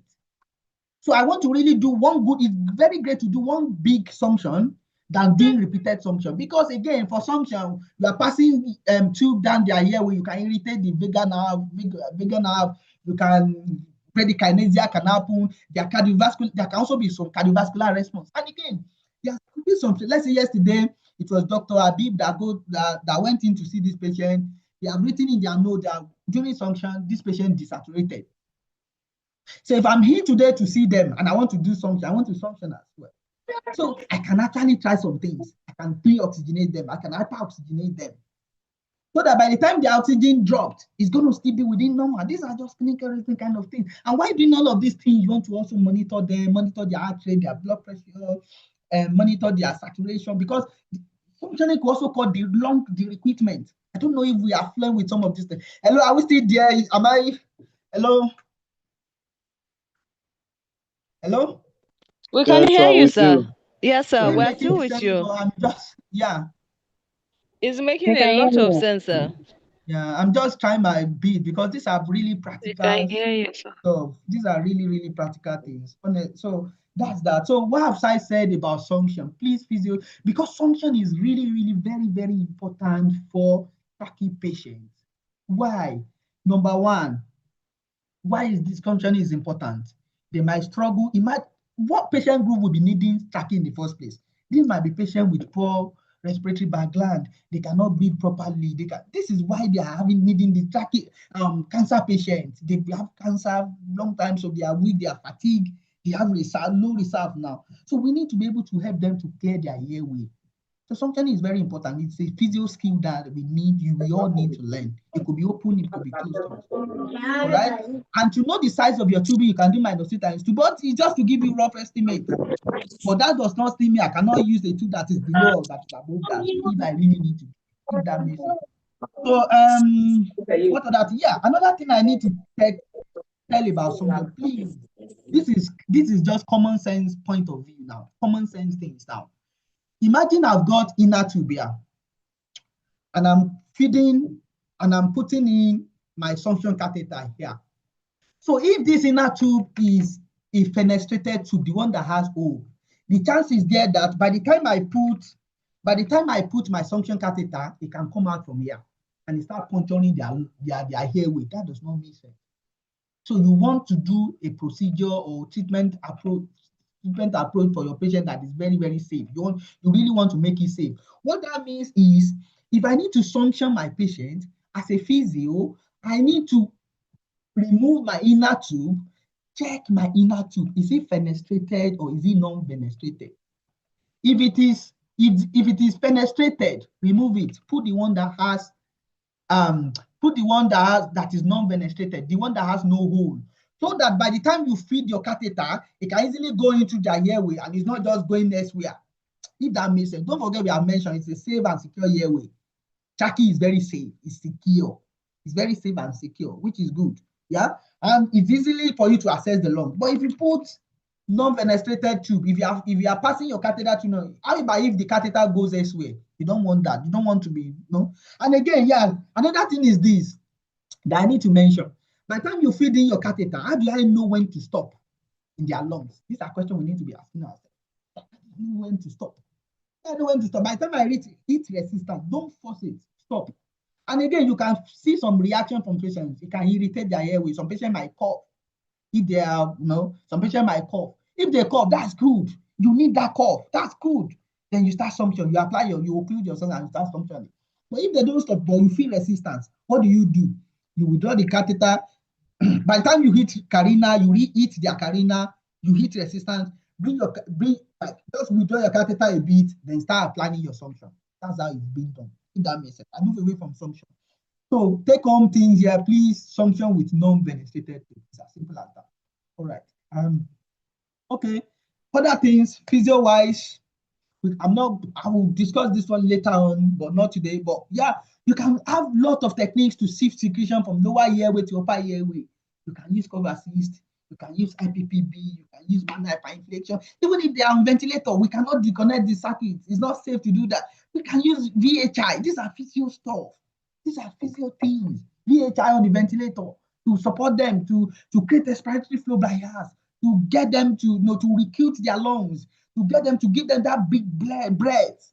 But anyway, we're going to discuss later on in by the time we get to that positive pressure, these things. So, but just remember, we can also use some of these things for those patients. Humidification, let's discuss. Humidification is really very important for our trachea patients. And like we mentioned the other time, they are not breathing through their nose, they are not getting that natural humidification. So we need to support that. How do we support that? So think about this thing in form of a ladder. You can go down on the ladder, you can climb up on the ladder.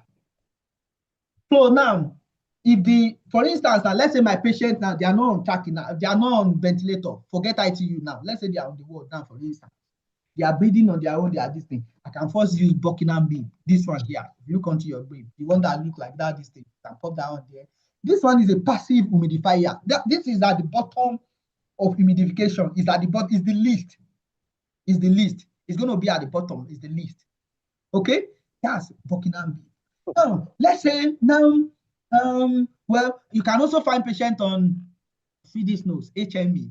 This Swedish nose is like, Swedish nose is a bit higher than, on the ladder, is a bit higher than Buckingham beam. Swedish nose can still provide some humidification. Nose, just like I explained the other time. If you pop that in front of your trachea, here can go in, here can go out, and it can help with humidification and everything, eat more. Now, so if let's say my patient is walking around, they are on humidifier, they are on HME, they are on Swedish nose, but now they've got thick secretion. Secretion is thick.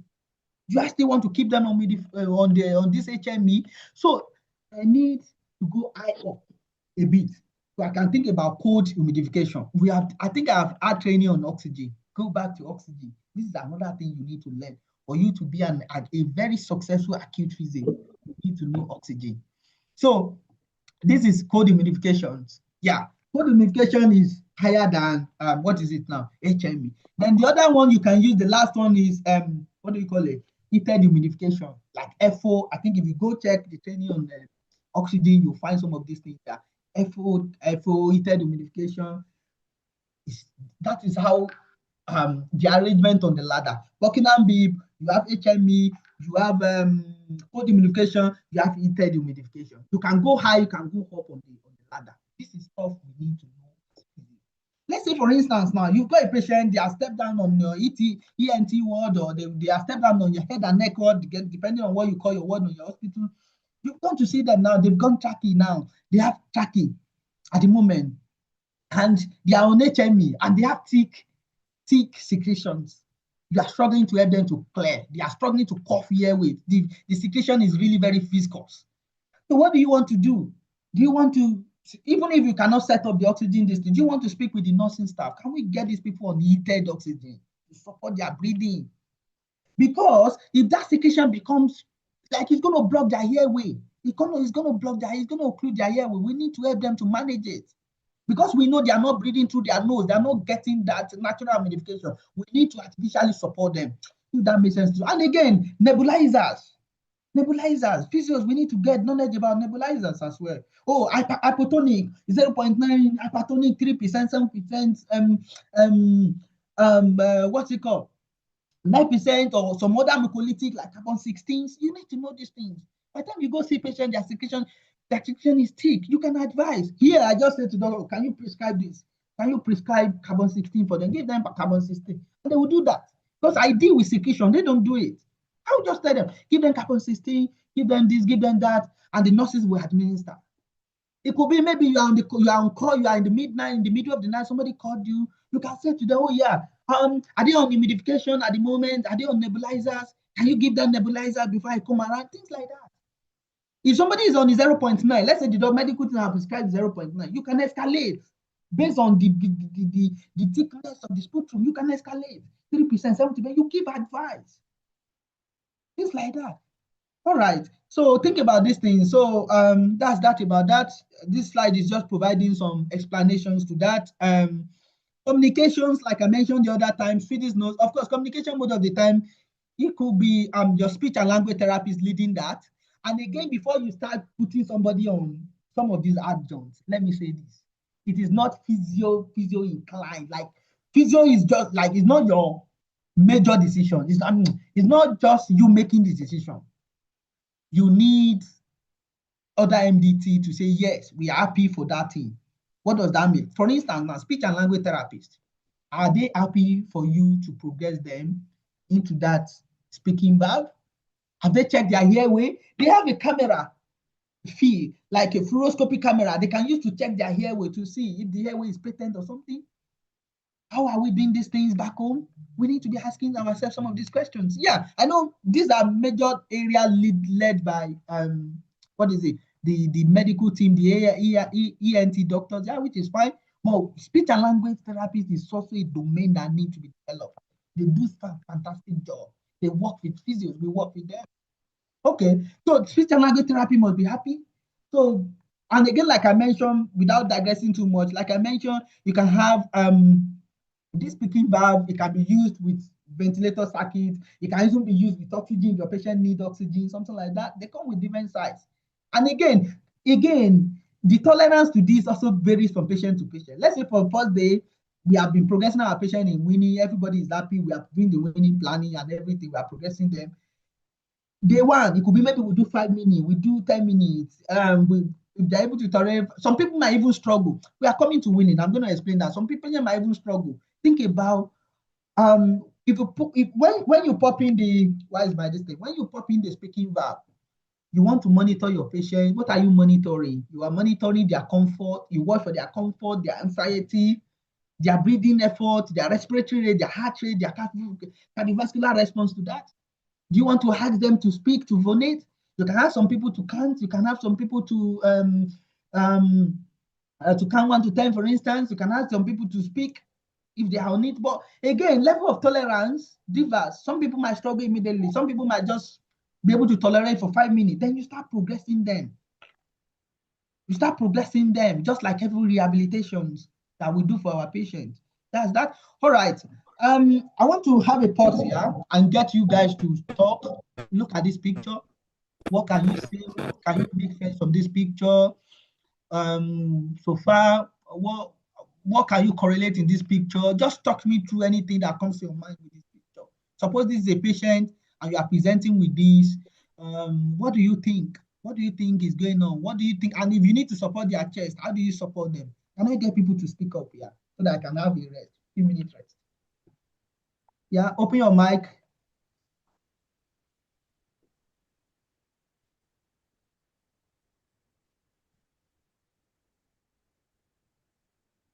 Hello?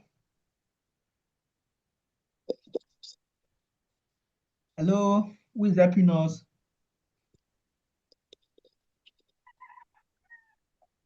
What can you see in this picture? What are your thoughts about this picture? What do you think is going on with this patient?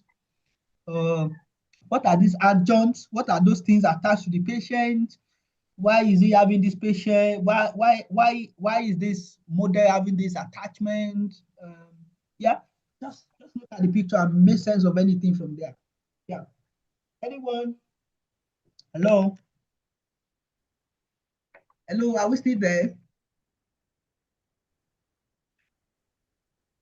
Yes, we are here, sir. All right, We're thank you. here, sir. Yeah. Yeah, who is helping us with this? You don't have to be right, of course. I can see an endotrachea too. No, not endotrachea. Tracheostomy tube. Okay. Attached to the. I can see tracheostomy tube attached to the patient. Okay. Any adjuncts can you see here? Any adjuncts, anything from what I've discussed so far? Anything? Yeah, good stuff. Tracheostomy tube, of course, no ET, no MP airway. Yeah, trachea in their neck, plastic in their neck. They are breathing through their neck. Good stuff. Thank you for that. Yeah. Anyone here? Yeah, pop your response in the chat box. Open your mic, speak. Okay. What can we see here? Yeah. Hello, who is there? Who is there? Who is helping us? All right, because of time, we can see, yeah, somebody have written something in the chat box. Let me see. No, okay. All right, so we can see cough tube. If you look at your screen, this is coughed. So now, how do I check if this is, if it's coughless or if it's deflected? How do I know? Look at the pilot balloon. Look at this. Even though it's not very clear, it's not cleared enough. Yeah. So look at this pilot. Yeah. If it is inflated, then the cough inside is inflated. You're not going to see this. You're not going to see this cough in your patient because it's going to be in their neck. So that's it. You need to check. So what adjunct can I see here? I can see speaking valve. This is speaking valve in front. I can see oxygen. This is oxygen connector here. This is oxygen connector here. You can see oxygen here. Yeah. This oxygen connector here. And if you look into the second picture here, what can you see? You can see this is a closed function. This is a closed function. This is connected. This will go into what's it called? The ventilator. This is ventilator limb. And then of course, what is this? This is speaking valve. And so that's it. This is suctioning tube. Sorry, this is suctioning tube. This is speaking valve, and this is your what's it called? The air connector into your ventilator. Then again, what can you see? You can see the pilot balloons. That's that. All right, we move forward because of time. Sorry, which one is the pilot balloon? Please. Oh, okay. This is the pilot balloon here. This one. The second one. I'm using the first picture now. Okay, this the one. First picture. Okay. Yeah. So right now, is it deflated or inflated? Yeah, I reckon this is deflated. This is okay, deflated. Yeah. This okay. That is what you're gonna check. Yeah. All right. Okay. Good. Thank you very much. Lovely. Thank you for that. Lovely. Let's continue. So let's talk about trachea winnings. How do we win patients off tracheostomy? Like I mentioned, please let's mute our mic. Like I mentioned, this is gonna be MDT approach. It's gonna be MDT approach. Everybody needs to be happy. Physio need to be happy. Of course, they will consult you at physio, even if you are not leading. Are you happy to commence this patient on winning plan, winning protocol? They will consult you because you are the one managing their chest. If they've got load of secretions before, again, please can we mute the mic? Please. Dr. Nura, please mute your mic. So now, before we start commencing this patient on winning, of course, first of all, they are breathing through their plastic tube in the chest. We need to ensure that that patient can, first of all, breathe comfortably with the tube in their neck. If somebody cannot breathe comfortably with the plastic in their neck, because the plastic in their neck is very short to their airway. I'm sorry, it's very, very short to their lungs. The plastic in their neck reduces the distance from the lungs to the airway. now they have a small anatomic dead space. So if they need to breathe, they need a very less respiratory effort for them to be able to breathe. Let me explain this thing again. If this is a tube in the neck, for somebody to get air in through the neck, they just need small respiratory effort. Compared to large distance in the nose, in the ear, and everything, they need to breathe out. If they need to breathe in from nose and mouth, it's a very long journey. So before we start thinking of plastic, removing the plastic in someone's neck, please, PT Ogunleye, please, let's mute our mic. And time is running, please.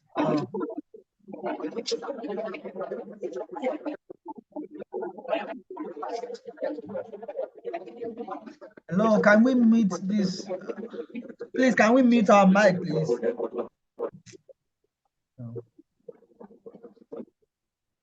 So like I was saying, for us to start thinking about winning, we need to first of all check, is this patient comfortably breathing through the plastic in their neck? Because the plastic in their neck has a small distance to the lungs. If they really need to breathe, if they really need to take in air in and out, it's very short distance. It should be more easier than long journey, than long distance. If somebody cannot breathe through that small distance, definitely they are not ready yet to go back to their long distance. You need to check that. Again, I'm just speaking from physio point of view, first of all. This is how you reason things. And again, because they will come to you, they will come ask you, oh, you don't think we can start winning plan? How do you think, how do you reason things? How do you clinically reason? Because if you give a wrong clinical impression, it's going to impact your patient. Again, you can also check, physio, are they able to cough and clear? I mean, are they able to cough, to bring up secretion from their chest and cough it up to their trachea, to the end of their trachea? If somebody cannot bring out secretion from their lungs and bring it out to that end of trachea with that small distance, definitely they will struggle to be able to do it in that long distance. That makes sense to somebody. Again, remember, this patient group, for them to have trachea in the first place, these are patients that might have cancer, they might be on, maybe they have neuro conditions. Think about those things that I have explained in the previously. So for you, this is how you think about it. This is how you think, physios. You think about, oh, can they breathe comfortably? Are they able to cough and clear? Are they able to cough to the end of trachea? Are they able to manage their own airway? That's how you think. From physio perspective. The another thing is, oh, why did they have trachea in the first place? Oh, they have swelling in the upper ear. Has that swelling resolved? Everybody should be thinking about that. The doctor should be thinking about that. Has that swelling resolved? If the swelling has not resolved, do you want to remove the plastic tube in their neck? You want to kill them? Because no way, they're not going to be able to breathe again. If you remove the plastic tube and the swelling is still there, blocking their larynx, blocking their pharynx, they're not going to breathe. If you want to kill them, you think about that. Again, think about, okay, oh, if they are currently on ventilator, are they on minimal ventilatory support? What is their FiO2? Oh, generally we want FiO2 to be less than 35. What is the SpO2? Are they able to maintain their saturations? What is it again? What PEEP support? Don't worry about those things right now. I'm going to explain later on. What is their PEEP support? Is it less than 10? What is their pressure support? Is it less than 12 or something? You want to look at their ventilatory parameters. All the MDT will be looking into that. If somebody is on high ventilatory support and you want to commence winning, what are you doing? You want to kill them? Think about that.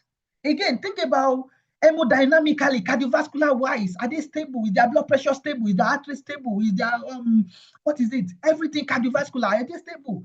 Are they, if this patient is still currently on blood pressure support, heavy blood pressure support. If it commences waning, they're going to struggle. Have you think about that?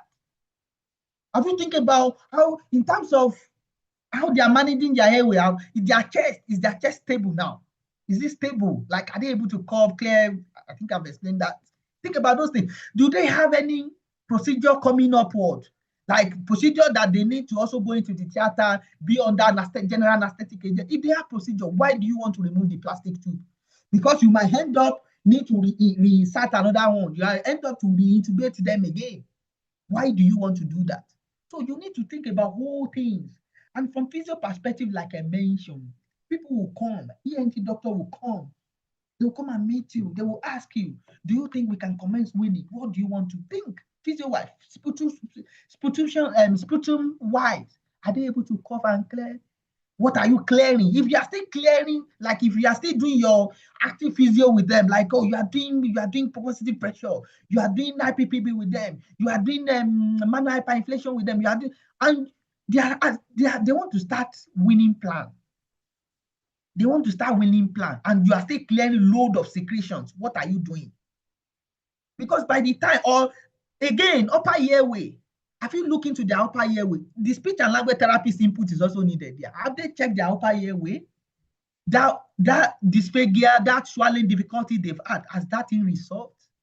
So physio must clear them. That is what I'm saying. You need to clear them as physio. Speech and language therapist will clear them. ENT doctor will clear them. And whoever will be leading this thing will now start doing the stuff with the patient. It could be you. It could be physios leading. It could be ENT doctor leading. It could be speech and language. It could be senior nurses leading these things. It's MDT approach, not just physio stuff. Because of time, we crack on. So now let's look into this picture to explain some winning things. Yeah, winning. How do you win patients? Please pay attention. I'll try my best to simplify it, to make it very, very simple as much as I can.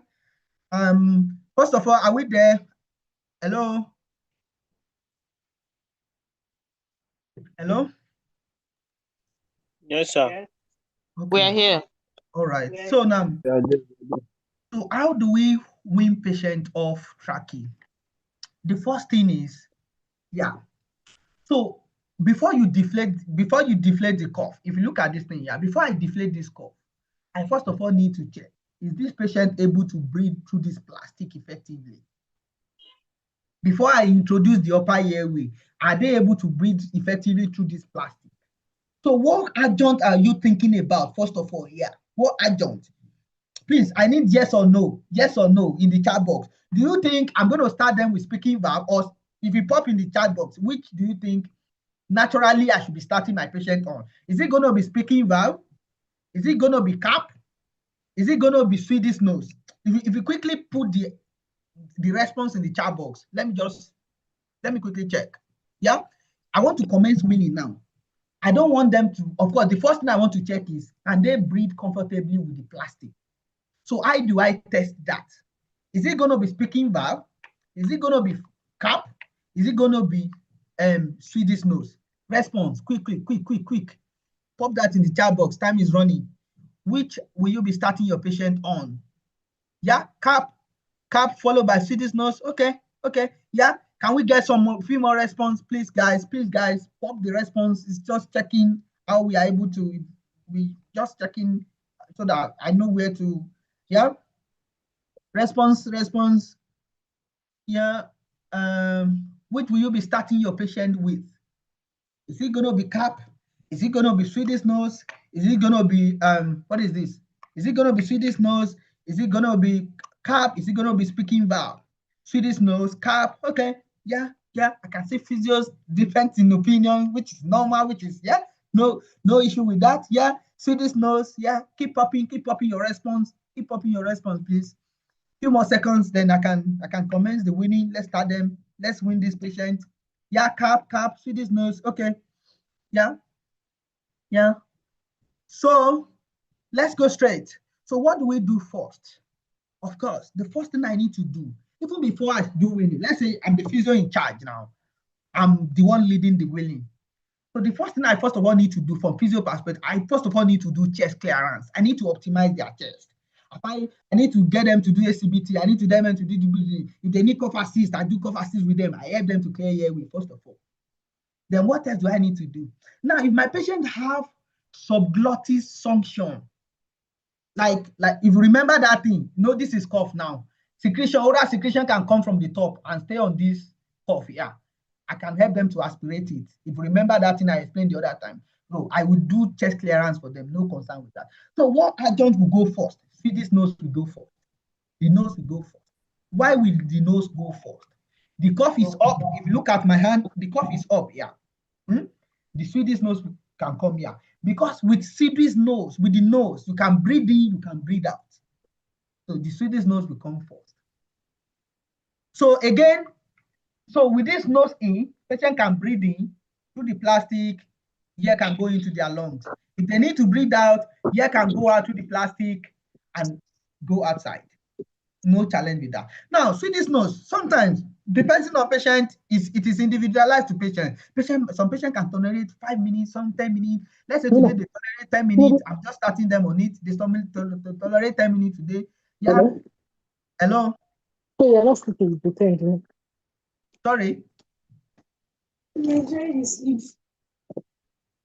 Okay, so if they tolerate 10 minutes today, so I can say, oh, to maybe I can then see, we can do 15 minutes, we can do 2 times in a day, half an hour, 3 times in a day, like that, depending. So just it's rehab. There's no standard for that. It's rehab.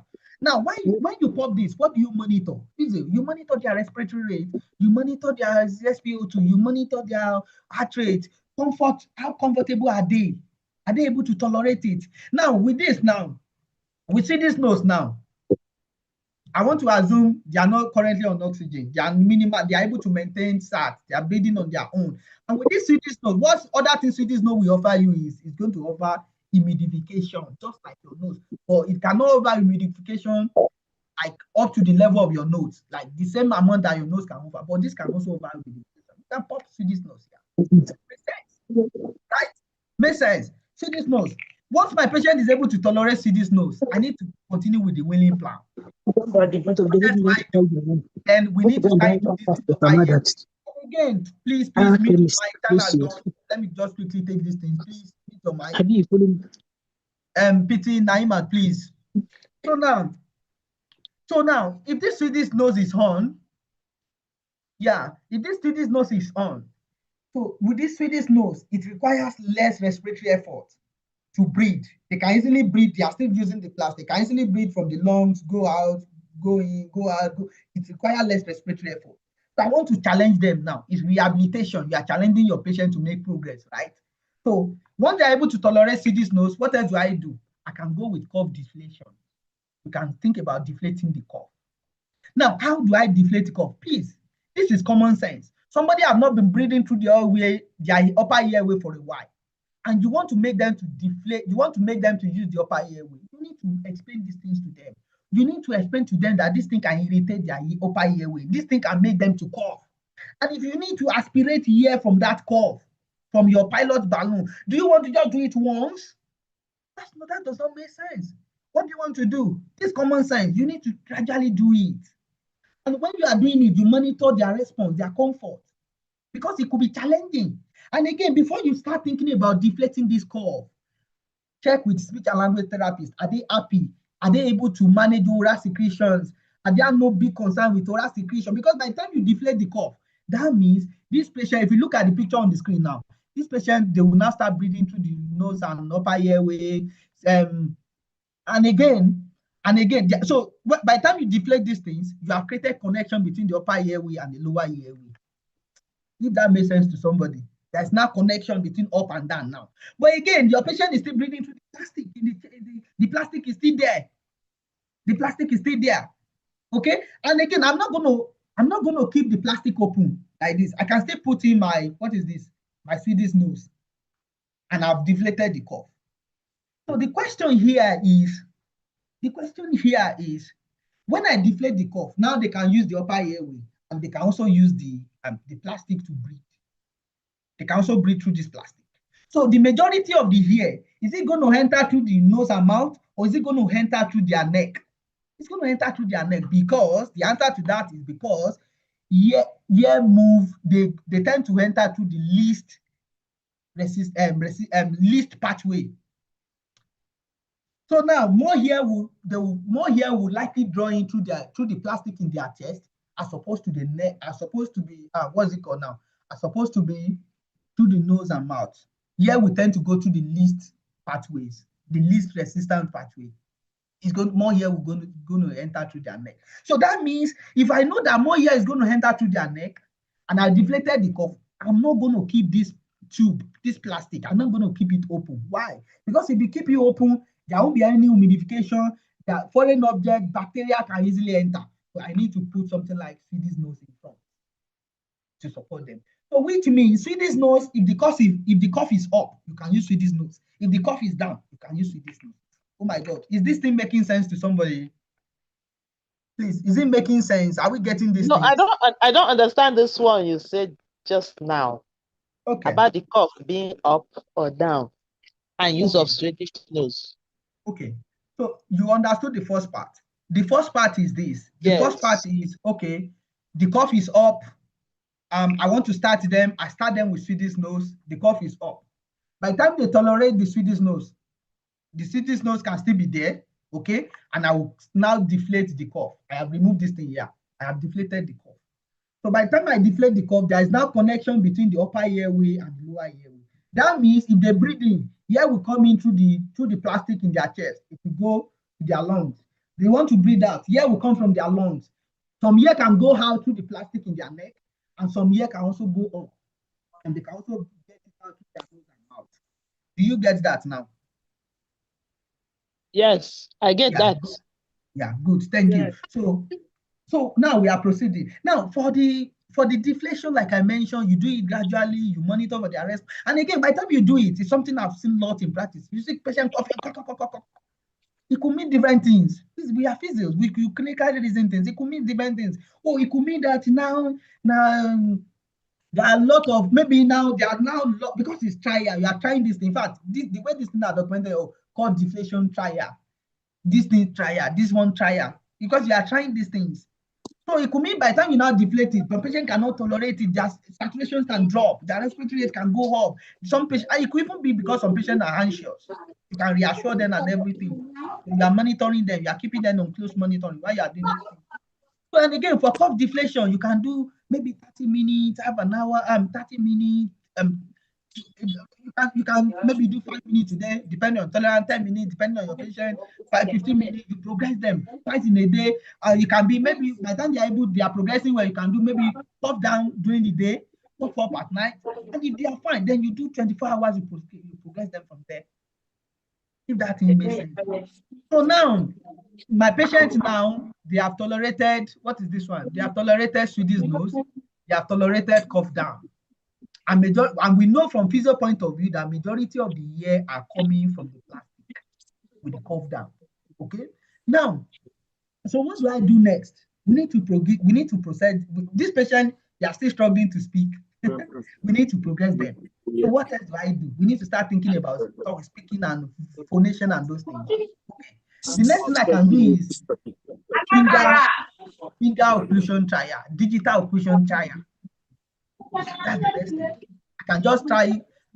So what I'm trying to do is I want to temporarily block their plastic to see if they are able to do inspiration and expiration. Oh my God! Please mute your mic. Please, I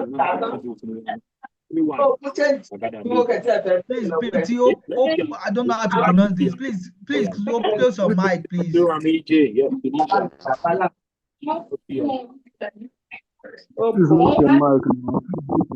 please. Please mute your mic, please. Please, guys, please. So now, the next thing I want to do is I want to digitally occlude their tracking and put one finger in front to occlude this. So by the time I pop a finger in front, what that means is now they need to take in inspiration, expiration through their upper airway. So I can try maybe 30 seconds, 60 seconds to see how my patient are tolerating that.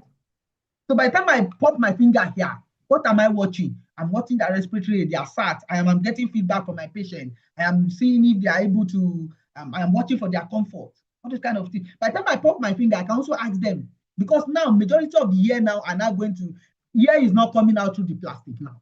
They are now, for that temporary time, they are now using the upper airway. I can also ask them to count 1 to 10. I can ask them to breathe in, to breathe out. During that time, some patient might struggle, some patient might cough, they might start coughing and this, I will stop. If they are not tolerating, then I can return them back to Swedish nose. If they are not tolerating. But if they are able to tolerate that, yeah, good. Maybe if they are able to tolerate that. And again, by the time I occlude their trachea, by the time I block their trachea, I'm also checking again to see if there is black backflow of air to my hand. Or by the time I remove my hand, does air just like suddenly start rushing out? I am checking those things. I am paying attention to those things. And aside from that, what else? What else am I checking? What else? I am also checking. So aside from that, what else am I checking? I am checking for their feedback to see how they are presenting. I'm checking those things. So after then, if they're able, some people, if they're able to tolerate finger occlusion, no challenge, no concern, what else do I want to do? Then I want to proceed to speaking valve. I want to start them on speaking valve. So for the speaking valve, so remember speaking valve, we allow here to come in inspirations, but all the air on expiration will be redirected upward. We go upward into the upper airway. If that makes sense to somebody. And again, remember, like I mentioned the other time, curve has been deflated. Ensure that curve is deflated before you put in valve. Otherwise, you will suffocate your patient and they might pass away. So that's that. And again, for speaking valve as well, I want to start gradually and gradually process them 30 minutes, 30 seconds, 60 seconds, 3 minutes, 5 minutes, like that. And for one thing about speaking valve is, generally speaking, the goal for speaking valve is we like to just progress patient to be able to do 12 hours. We don't want patient to sleep with speaking valve. Because remember, when you put speaking valve, remember, these are just clinical reasoning kind of things. They are still taking in here through their plastic, but they cannot breathe out. So the speaking valve does not offer any humidification. It does not provide any humidification. And they are still taking in here. Their air is still coming in through the speaking valve, and they are not breathing into this. The speaking valve does not offer humidification. And that means they are taking in dry air, which is not good for their chest. So we don't want speaking valve patient to be doing speaking valve 24 hours. It does not make sense. And again, in some area, they will say, yeah, we don't want patient to be speaking with speaking valve because secretion can block it. And don't forget, this is one-way valve. In as much that air is still coming through the valve, even though they are now breathing through the upper airway, majority of the air will still be coming through their neck. You don't want to give them dry hair. And again, if secretion blocks that, if secretion can also block it. And again, some sleeping position of some patient can also block it. So those are reasons why we don't normally want patients to do it 24 hours. Just try them during the day when everybody can be watching them. We can keep an eye on them and watch them, if that makes sense. So now let's proceed because of time. Time has gone. They have correlated Swedish nose. They have tolerated cough deflation. You have done finger occlusion trial. They have tolerated that. You have popping speaking valve. They have tolerated that. So now, and again, for the speaking valve, you might also need to think about if your patient, the inner tubing now, for instance, there might be some patients that might struggle to breathe around this plastic in their neck. Sometimes the MDT might be, okay, let's downsize. That's the language. Let's downsize. They might remove the outer tube and change it to a smaller tube. And again, as a physio as well, let's say I'm the one leading this thing. Let's say my patient has non-fenestrated tube. I can change that to my patient has non-fenestrated. I can change that to fenestrated so that air can easily pass between these tubes and go upward to make their breathing much more easy. Think about those things. So once they're able to tolerate that, then we start thinking about this capping. So what this cap does is just to make this plastic redundant. Nothing is going in, nothing is coming out through this plastic. So they are majorly doing inspiration and expiration to the upper airway.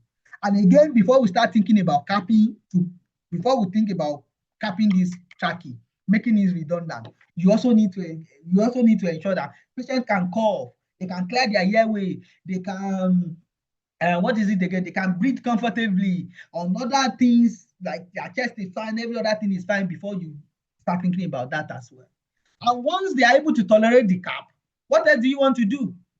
In fact, the cap, generally speaking, we just want patient to be able to tolerate 4 hours in a go. In a single block. Let's say I just put it now and they can do 4 hours. Yeah, my patient is due to be decannulated. Once they can tolerate capping, then we can now think about removing the tube. Then we'll put what is it called now?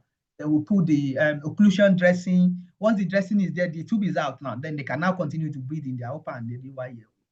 And if that is the situation, then what do you still think? Your job is still not ended. Physio, you still want to explain to patients how to finger stomach occlusion. If they need to talk, so that until that place heals up, you need to teach them how to occlude their stomach, if they need to talk, if they need to cough, something like that, so that the dressing does not keep falling off, something like that.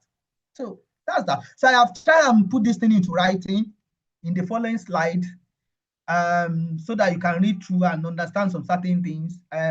The other thing I could have loved to take today is laryngectomy, but I think I'm tired already. I won't be able, and time has gone. I won't be able to take that. But I will stop here today, and I think it's really makes sense to us. But let me just quickly recap in a few minutes before I take questions and end the meeting. We take laryngectomies sometime later on. So remember, if this is outer tube, when you go to patient bedside, what do you check?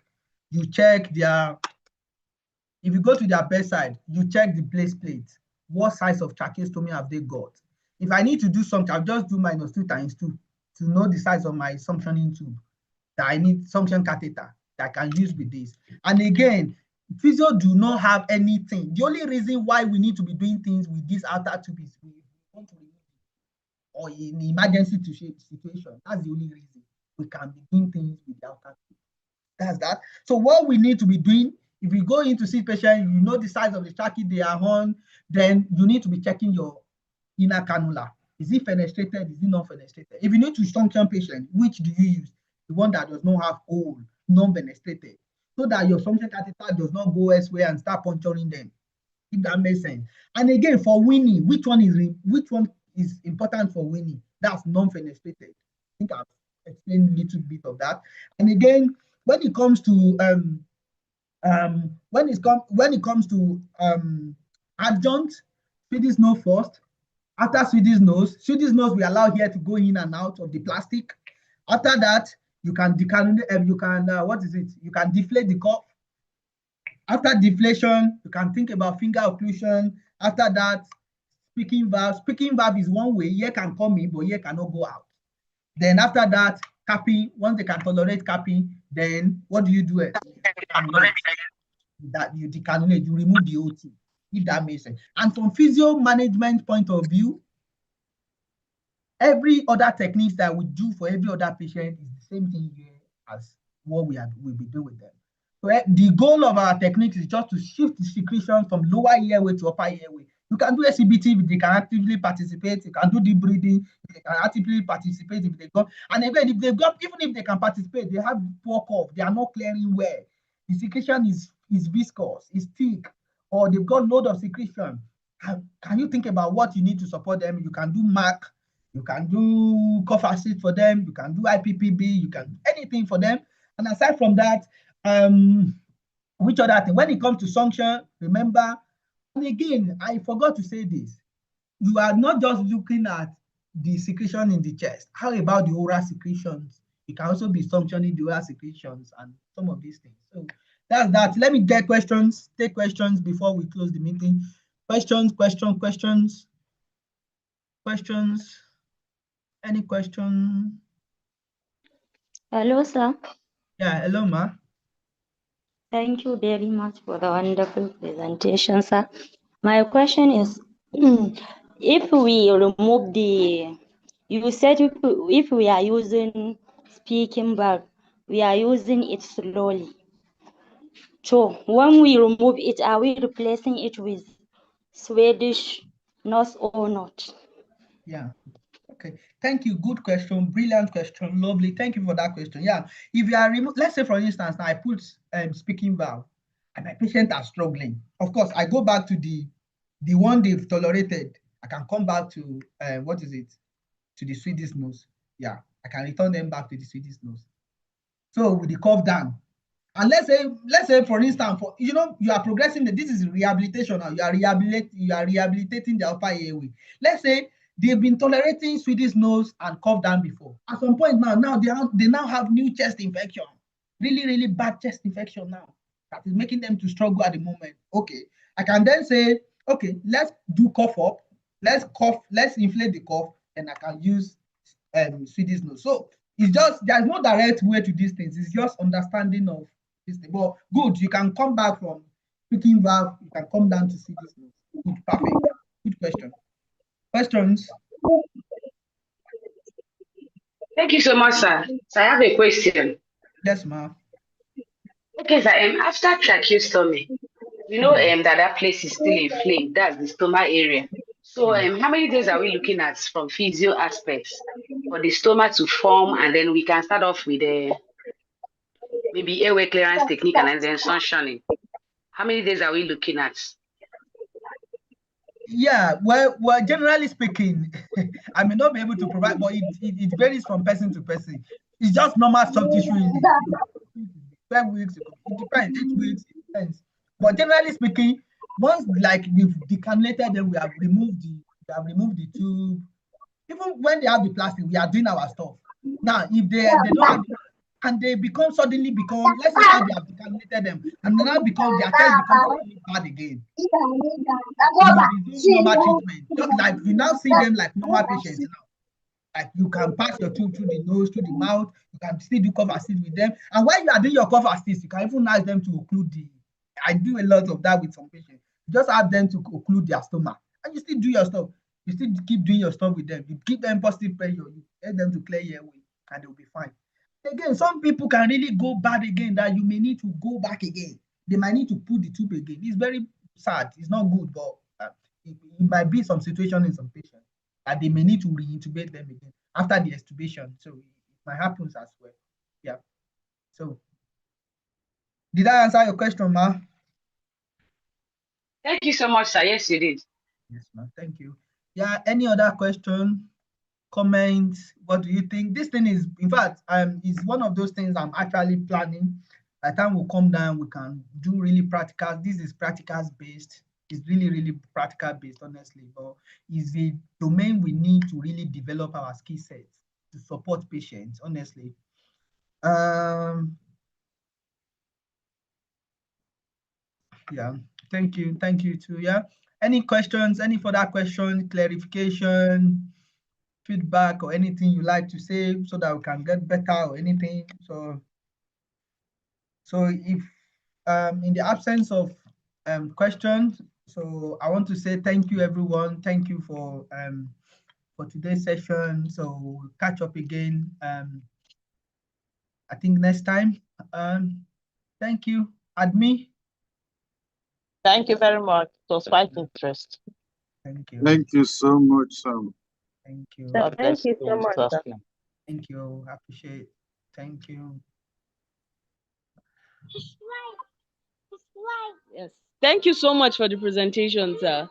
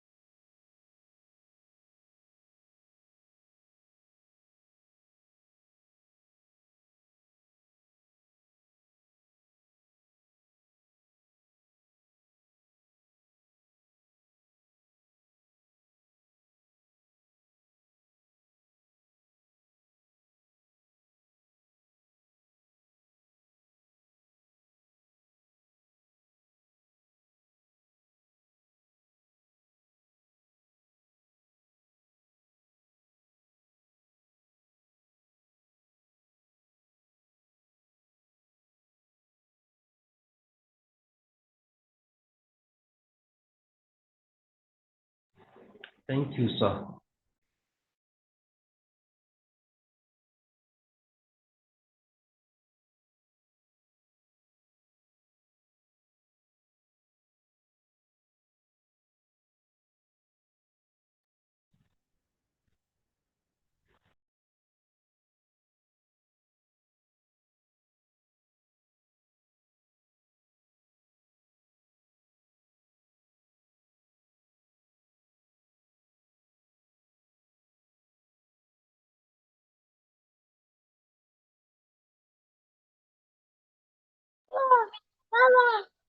The meeting is over. I had some.